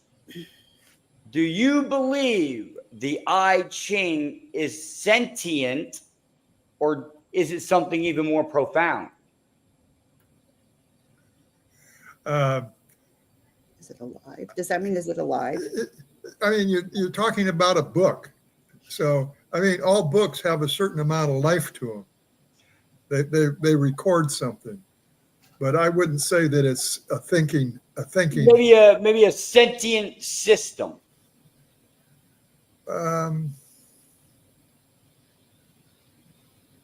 Like Reiki. Well, I've been fooling around with the I Ching since I was in Vietnam, and I don't think it's a sentient system. It's a system of, in ancient China, it was a method of divination, so it was used to predict the future. Okay. I mean, it's going to be interesting once the quantum computer becomes sentient. Yeah, well, then we're going to learn where we are on the totem pole. Well, I mean, you either work with it or it works against you. Well, it's coming fast. Oh, faster than we can come, like than we can think, because it's like we're sitting there and we think that we're the ones on top of the food chain, but we're inventing something that's about to be the top. It's certainly going to outthink us, that's for sure. Yes, it will. But when it comes to now, could collective contact, James, be a step towards open contact as far as spreading it out? collective contact, is that a better step to do than single contact if you're trying to singly do something or collectively do something? Well, I like to think of Stephen Greer and what he's Okay. trying to do collectively. And there tends to be more positive results when multiple people are combining their consciousness to interact with extraterrestrials. Okay. I mean, every night when I'm in my hot tub, I think about, hey, come on down and have a talk with me. But no, so far, no one has come. Well, you never gave me your address yet. I want to go in the hot tub. Oh, boy. Andrew, what role does trauma, fear, or religious belief play in blocking or enabling contact? Control, fear, and religious belief can do You got a hard both. one. Yeah, because especially with external influences from other humans that, inside the program, I suppose as they call it, about what their agenda is. So you can create a fear-based response in terms of a contact experience from external influences, or you go inside yourself and look for the truth of the matter about the contact experience. But you've got to deprogram what society has told you to believe, I think, in terms of the contact experience, in terms of fear-based. So I think you've got to develop an awareness that the narrative, especially at the moment, because the war at the moment is spiritual and of the mind globally. We want you to go down this way so we can control disclosure and go down this way, which is, I think, who was it? One of you said the technology path. And then there's the other side. Well, no, we want to go down the spiritual road collectively. So, yeah, I think we're in precarious times, but I'm positive about the outcome of that. To me, there's only one outcome. Doesn't matter what everyone else tries to do now. The outcome that we all want is going to happen, and all these other people are going to fall away because they have to. I think there's no other way now. How we designed it. Okay. Lindsey, if non-human intelligence is collaborating with humanity, what might be their long-term goal for us? To ascend, Okay. to awaken, unity, consciousness, to ascend to higher densities, love, unity.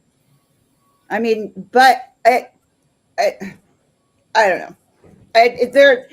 And going back to what we were talking about earlier is extraterrestrial agendas, or draconian, or like Draco, the reptilian agenda,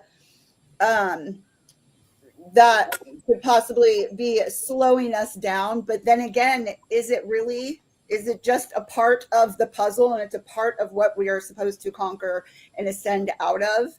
Does it have to be looked at in a negative light? I think it all fits in. The puzzle all fits together. The perceived evil and the perceived light all has its place in our climb, so to speak, to higher density and to unity consciousness. Okay.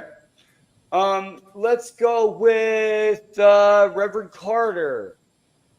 Could time-traveling future humans explain some of the ET phenomenon, and what would that change about disclosure if we actually found out they're not extraterrestrial, they're just from the future? I don't know. Those are three different questions. Oh, So could time traveling humans tell us about? They could. Could they be? I mean, these are all theories that people yeah. are talking about. Could they be from our future? They could. I mean, anything is possible. My expertise happens to be in the scriptures and biblical and texts. So from what I'm seeing, those are possibilities. But these beings have just been here. They had a hand in our creation, and some of them, they all have different agendas. They're like us in a lot of ways because, they made it with Earth women at one point. So right now, anything is possible. Okay. Let's go with actually, this is for you, Reverend Carter. Mhm. Does a cosmic spiritual framework help reduce fear about contact experiences? No, not necessarily, Okay. because one is theoretical. Okay. And one has to be, it's like people we were talking about, oh, so what if we die and it's all part of the plan. I don't know about you, Lindsay. I got a child. It's not so blasé for me. I just can't Why? go, oh, this is just part of a plan. I'm human. So it's one thing to intellectually compare about, oh, death is death and what's the big deal. But there's another thing that if someone said tomorrow you're dying, I'm just trying to keep it real. Yeah. Me too. So I'm a medium, so I know that death thing, isn't real. the thing, I'm not a medium and I know it isn't as well. That does not mean I want to die tomorrow. But my point Once you being, die. is just that, I like to think I have more of a cosmic view. I mean, I don't really like the word. It sounds kind of woo-woo, but there's a universality that I like to think I have. And I realize that people who don't have that, they're kind of my teachers because I want to watch out because otherwise I'll be saying, you know what, if only you thought like me because I know better than you and I have all the answers. The ego can subtly do that. But it doesn't take away my fear, but it lessens it a bit. Okay. All right. Let's go with Lindsay on this one.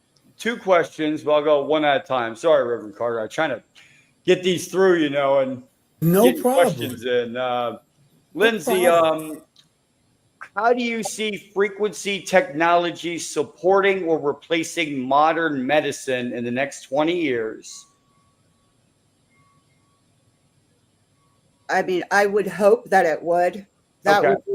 would be fantastic. Whether it will or not, I don't know. Okay. But And if you could ask a non-human intelligence one unfiltered question, what would it be? one unfiltered question, what would it be? Yep.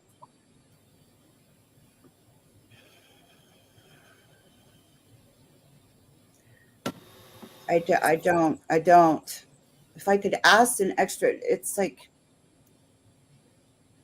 I don't have a question. Yeah.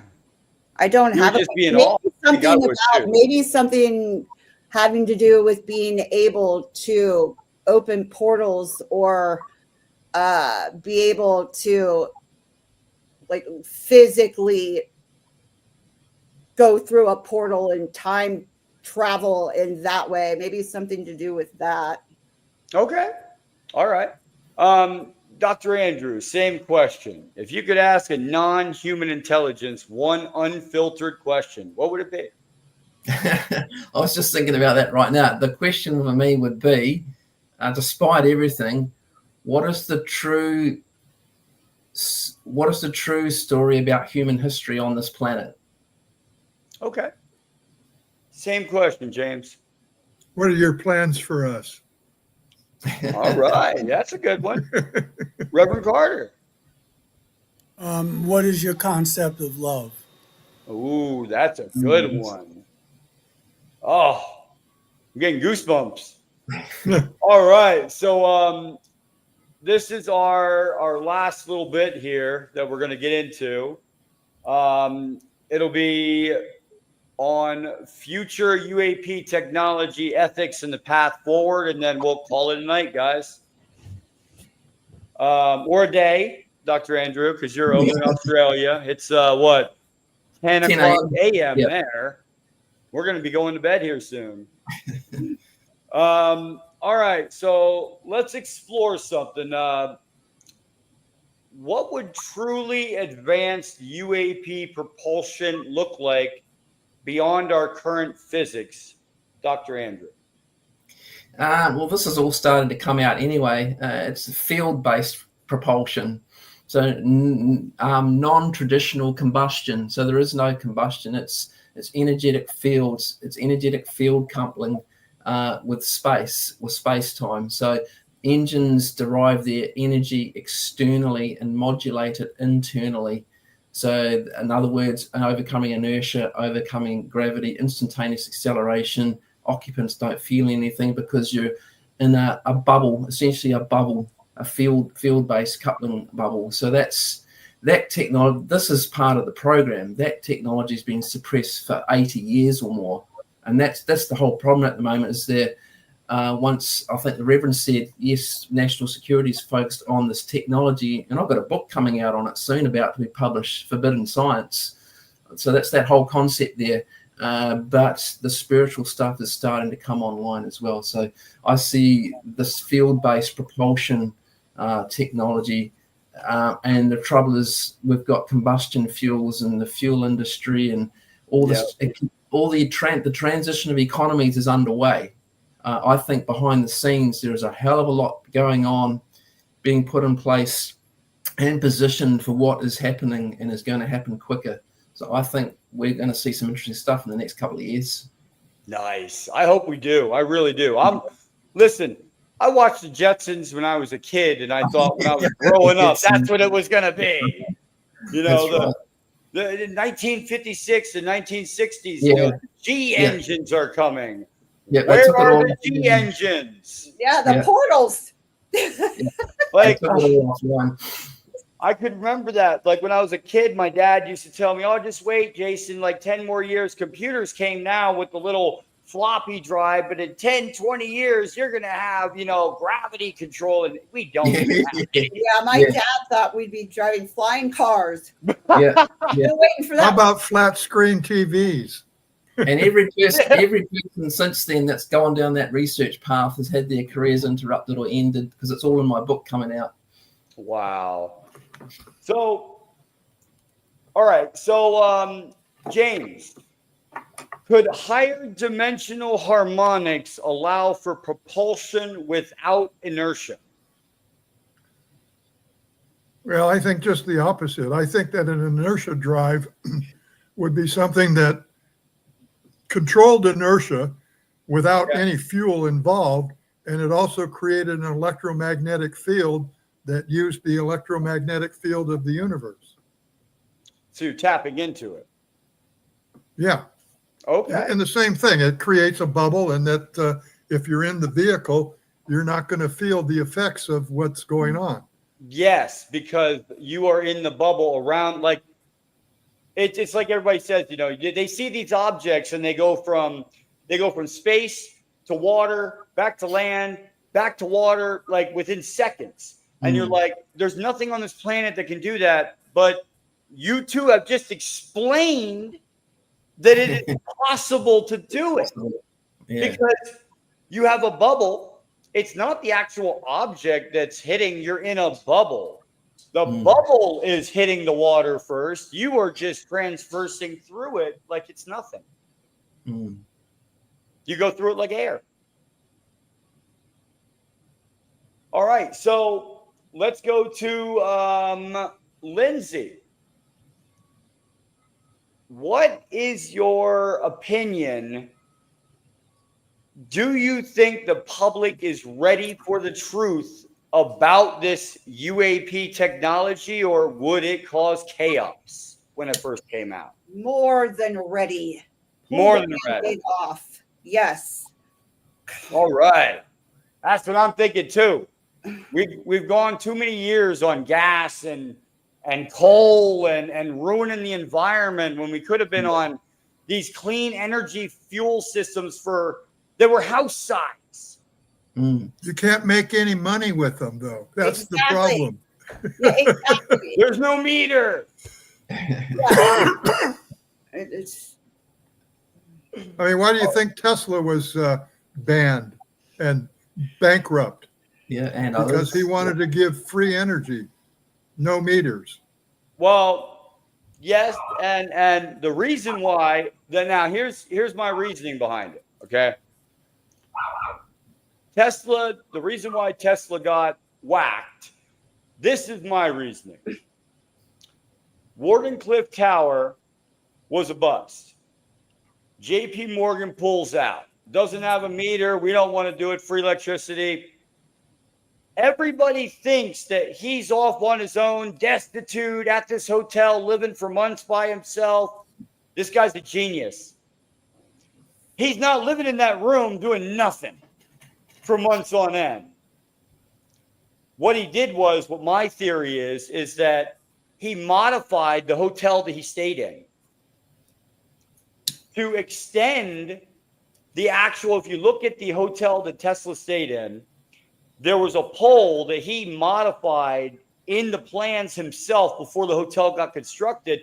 There was a copper pipe that went 50 feet into the ground and 150 feet past the top floor, which matched the exact size of the Wardenclyffe Tower, but it was in New York.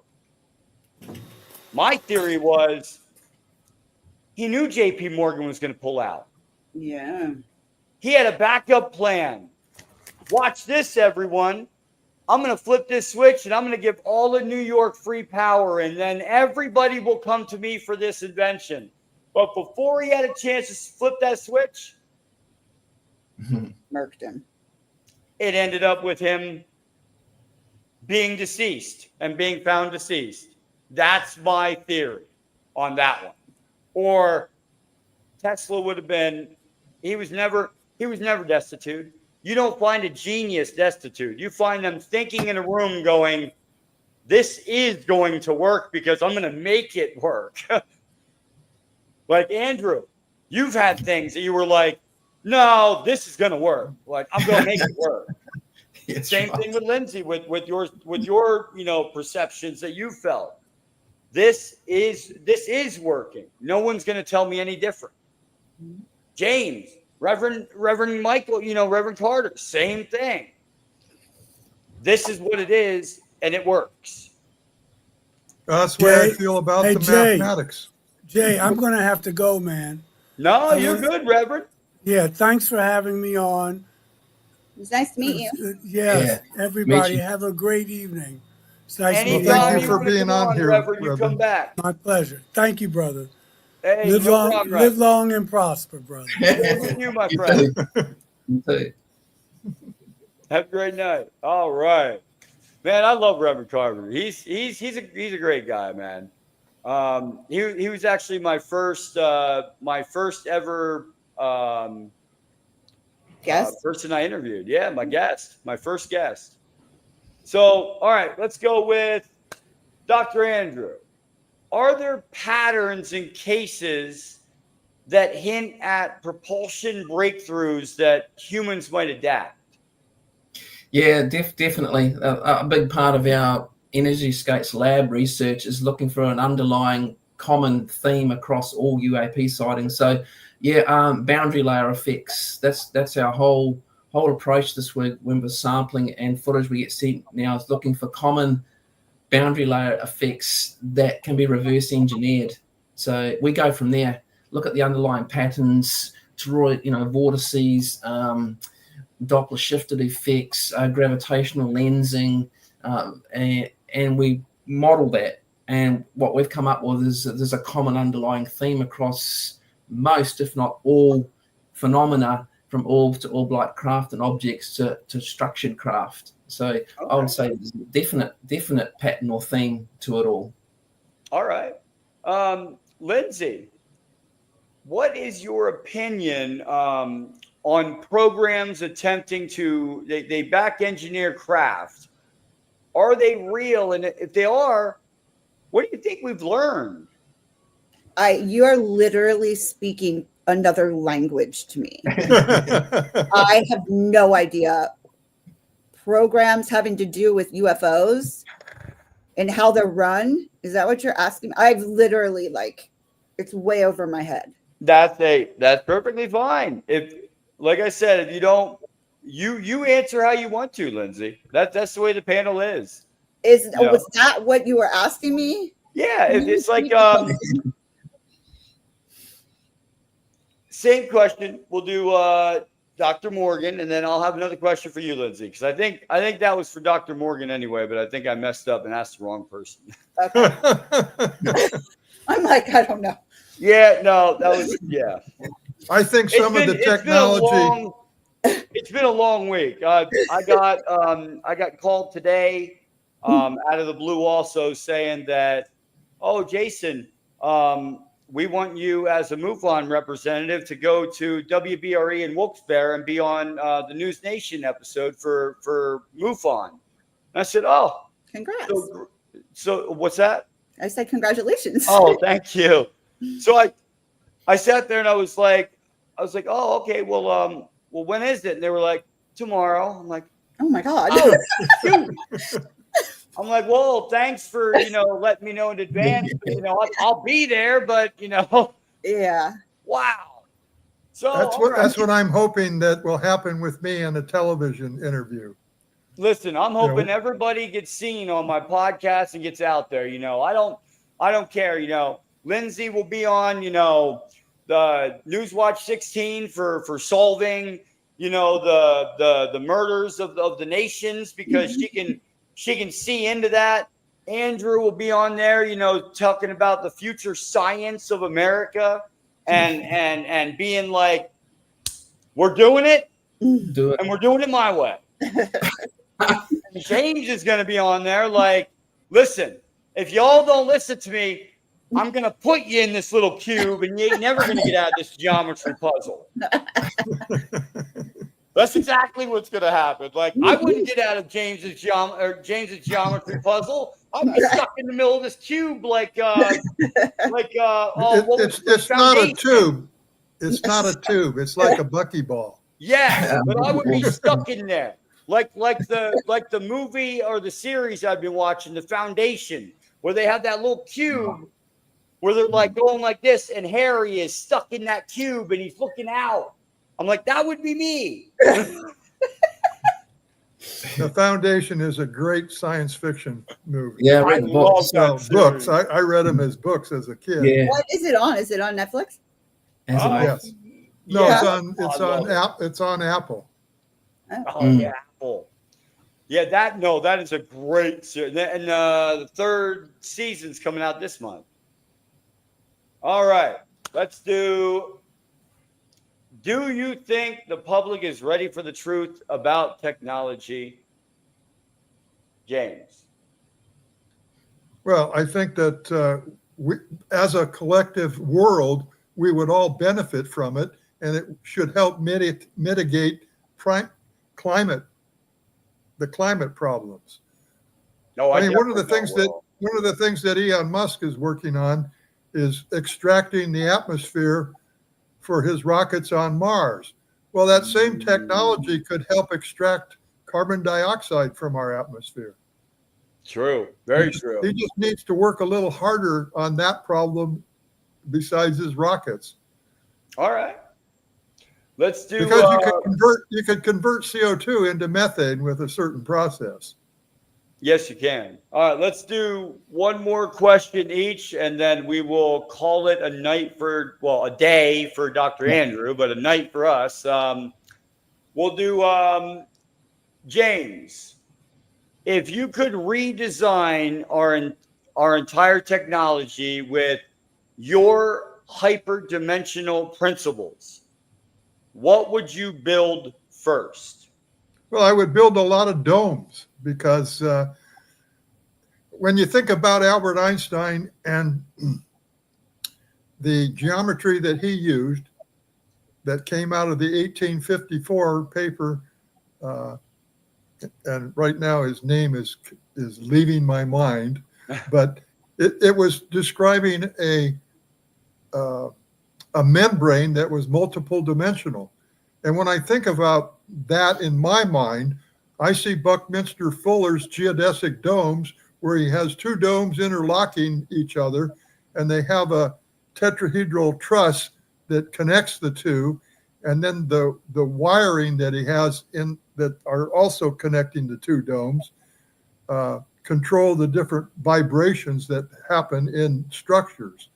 And that's one of the things that I got the idea of multiple dimensions having at least a minimum of 12, because it takes 12 fixed points to stop all vibration. And his domes are a perfect manifestation of a multidimensional membrane. It's a membrane, so it doesn't collapse onto itself. It's a stable And then, of course, Buckminster Fuller, his fullerenes, a buckyball, which has 60 carbons, that also is the same kind of a multidimensional manifold. Okay. Because it definitely has an inside and an outside. Yes, and we were talking about that. And we were I'm just talking saying. about, yeah. Yeah, go ahead. We were talking about that on the show, that there's an outside and an inside to the actual dimensional ball. Right. And they counterbalance one of each other. Buckminster Fuller calls it vector equilibrium, where the forces are equal between all the different points. Okay. Lindsey, how should humanity ethically engage with non-human intelligence who may have centuries of advance over us? Ethically? Yes. Ask permission to communicate. Okay. I mean, as well as they should operate in the same way. I mean, okay. I don't know. Well, What else there is to that question? Could we let me give you another question then. Could consciousness itself replace the rocket and render spacecraft obsolete because we're traveling without rocketry astrally? Gotcha. So are you saying the astral realm make physical reality obsolete? Yes. Will it make rocketry obsolete if we can astrally travel to Mars? We can astrally travel to Mars. Yes. When you're in People have already done it. You can go anywhere you want in the astral realm. True. But then that didn't render it obsolete, though. Is we still physical use reality going to become obsolete? Okay. Is that what you're saying? Yeah. Well, I mean, who knows? It depends. I mean, that depends. That I could see that being where we're all going in a section like astral, and because as we ascend higher into our powers, then we could be able to physically fly, just as in the astral realm, how you can fly. Yeah. As the two become closer and closer, and as we ascend into a higher density, then I could see that becoming a reality. Whether or not Earth will still exist and humans will be doing the same thing that we're doing now, just somewhere, you know what I mean? Yeah, I know what you mean. So let's hope. I would love to be able to just fly right now. I would love that. That would be amazing. My first question for an extraterrestrial being, if I ever, had a chance to talk to one off the bat, would be, why here? Why did you send me here? Oh, why? And then we're good to eat. To be here. And that would be, and listen, why here? Because there's other places I could be than just here. I mean, I could choose to be here. I could choose to be on this planet. What did I have to learn? That's probably that would be probably my question. That's the only thing. You're the only one who can answer that. maybe they know why I chose to be here. I don't like want to the come back Twilight. to here, being I like, like the Twilight Zone movie where they're invited to go on this spaceship, and one of the people discovered that the book that they left was a cookbook, and we were the dinner. Oh God. oh boy. Yeah. I love the Twilight Zone. I often feel like I'm in that show.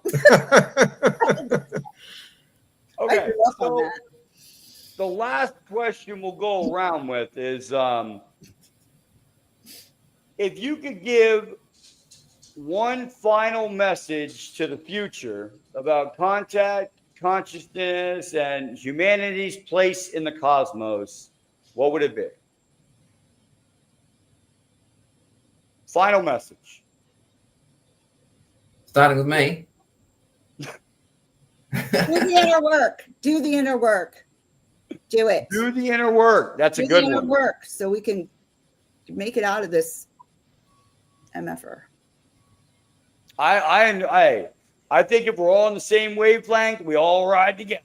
So that's the way we should be. We all should be focusing on trying to help to help the situations that we have put ourselves in, to manage them and grow from them. Not let them control us. James. Keep an open mind and think about the mistakes that we've made coming up to where you are in the future, and try not to repeat the mistakes. Okay. All right. And this was an excellent episode. Andrew, I'm sorry. Oh, Did Go you ahead. answer? I would just say stop carrying other people's problems, either historically or now, because you're just repeating cycles: war, violence, aggression, anger, fear. So stop carrying other people's problems. I agree. Worry about your own problems. We all pretty much said the same thing in different words, which I think is Yeah, well, One of the other things that wavelength, at least. one of the things that I'd like to add is that 70% of the Earth is the ocean. And instead of fighting over the different lands that we live on, we should start building colonies that are on the ocean surface. I like to think of a colony constructed in a sphere that had most of the weight down in the bottom so that it floated in the ocean. And again, a double sphere so that the inner sphere isn't moving in relationship to the outer sphere. And in that motion, it could generate electricity. It would give a model for when we do go to different planets. And I'm saying that beyond Mars. We would have a group of people that were already living in a symbiotic relationship and learning how to get along and live in an environment that was basically a closed environment. Because when you get to Mars, you're going to be living in a closed environment. You'll be able to get out on the surface every once in a while, but you're not going to survive on the surface. Yeah. Not without drastic changes being taken place. Well, yeah, I mean, we have a higher possibility of terraforming Venus than we do Mars. What we need to do is introduce some kind of a biological element that would thrive in Venus's atmosphere and turn it into an oxygen-nitrogen atmosphere. Yeah, you just have to find the right combination to introduce, though. Yeah, you got something there to work with. On Mars, there isn't much to work with. I've been to Venus astrally before, and I was at a party. Good for you. Like I was in like a warehouse, like a rave, and I knew I was on Venus. My issue is that the where the information comes from and everything that we're told, I can't trust it. So it's like I don't believe anything that is widely told to everyone, I can't take it as truth because it's so manipulated. Yeah. Yep. So, I mean, for all I know, there's already life on Venus, and nothing that they've told us about it is true. No, But, I'm totally there with you. I mean, I don't know, you know, that could just be my ignorance. No, I'm totally there with you because listen, I'm every planet in my mind has some kind of life on it because there is. I mean, they found water on Mars in one of the poles. So you go beneath the water, you find life. You go to Venus, you find life. You go to Saturn, you find different types of life in different atmospheres because that's how they adapted to survive in that atmosphere. Just like we did. We didn't initially come from the land. We came from the ocean, and then we adapted to the land and everything. But I don't believe any of that kind of stories, but that's what was being told in history books and everything else with evolution. You know, that we came from the water and then evolution took off. We had fins, we got to land, and here we are, monkeys and blah, blah, blah, blah. But I don't prescribe to that. I think we were all engineered. We were put here. We were put here for a reason. And our souls are, like you said, Lindsey, we have a reason why we're here. We chose to be here because we have to work on something. Right? I really just think it's to learn. Or to learn. Really, it's just literally to learn. Okay. And that's what I feel, that we're here to learn, and it's a privilege to be able to come down here and have the experience, and that it's the attachment to it is what causes a lot of fear and worry and all of these things when that it's just it's not actually real. It's like it's not something to get all worked up about. I know that that's crazy, I guess, I mean, because we have emotions and things like that, but it's we get to be here and experience these things. It's not being forced upon us, and it's not to our detriment. That's just what I feel. Okay. I like to believe that that we were created by the Anunnaki 420,000 years ago, and our purpose was to mine gold, and we've been obsessed with gold ever since. That is true. We've been obsessed with gold, but I don't know. I kind of go with the ancient astronaut theory and ancient civilizations were here before us that knew more, and they grew. And when they grew fast and intellectually, then you have the Egyptians that disappeared, the Aztecs disappeared. We were all in those bodies, though, is what I'm saying. In other lifetimes, we were in those bodies, having those experiences. So wherever we came from, we're there, and we choose to come down here and incarnate into another body to learn more. And then when that body dies, we can come back down into another body to further the process or continue to have the experience if we want to. I got you. But we're not actually here. Like we don't, the vehicle just dies, and we wake up to where we're from and then choose to come back down if we want. So okay. We have all of those experiences in all of those bodies since the beginning of what was going on down here. Okay. How about million years of amphibian lizard-like creatures that reached a technology far beyond where we are today? Yeah. And they're the spacefarers who are coming from, I don't know what planet the lizard people are from. All right. One more thing. Dr. Andrew, where can people find your work and get in contact with you if they would like? So those can go on the internet and type in Energyscapes, NRG, so Energyscapes Lab. That'll come up with all our work. And we have a YouTube channel which does a lot of presentations on this, called A.D. Morgan Media. So A.D. Morgan Media on YouTube, or NRG Scapes Lab on the internet as well. Okay. Lindsey, where can people contact you? You can go to my YouTube channel, which is just Lindsey Latham, and you can find all my links there. You can go to my link tree and send a contact form or shoot me an email. I'm easy to find by my name, Lindsey Latham. All right. James. My website is geometricunity.solutions.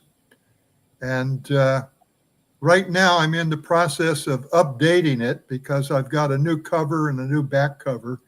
And I'm going to put those on the website in exchange. But if people go now, then they'll be able to see the changes, and then they can shoot me an email and tell me what they think about the changes. Okay. All right. Well, if any of you, Dr. Morgan, anything you put out, I got you. I already said, because your work is invaluable.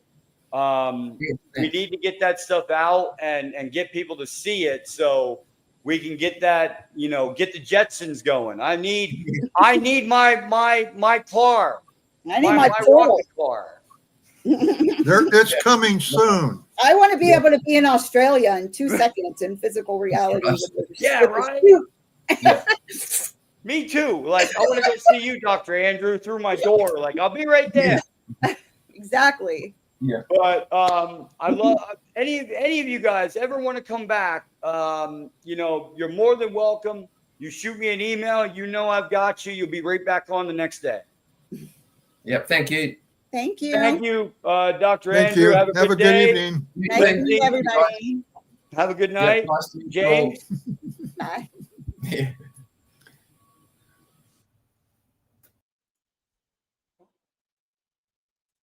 All right, everyone. That was the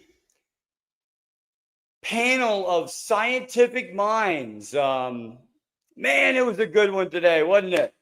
Now, again, the Galactic Family Podcast wants to, again, take a moment. We need to recognize the gravity of the events that have happened in Central Texas, and show our love in our hearts, and give our love, show our love to these people that need love. They need us to send them our love and our support, because right now they're going through a lot. And as beings on this shared planet, like I said, we're all connected by spirit, by energy, and by compassion. And we should envelop that in everything we do and everything we try to do, and it'll never steer us wrong, anyone. Christina's light. I'm sorry. Thank you for being here, Mr. Nobody, Lady Daniel. It's always a pleasure. You guys are my family. You're my galactic family. Anybody needs anything, they know where to find me. My email is on the page. Facebook, Twitter, LinkedIn. You guys can shoot me an email and I will get back to you immediately. Mr. Nobody knows that. I got you, Mr. Nobody, anytime, day or night. But Galactic Family, I love you guys. Have a great night, great evening. Wherever you are in the world, I wish you love, and I send it your way. Thank you, and have a great night, Galactic Family.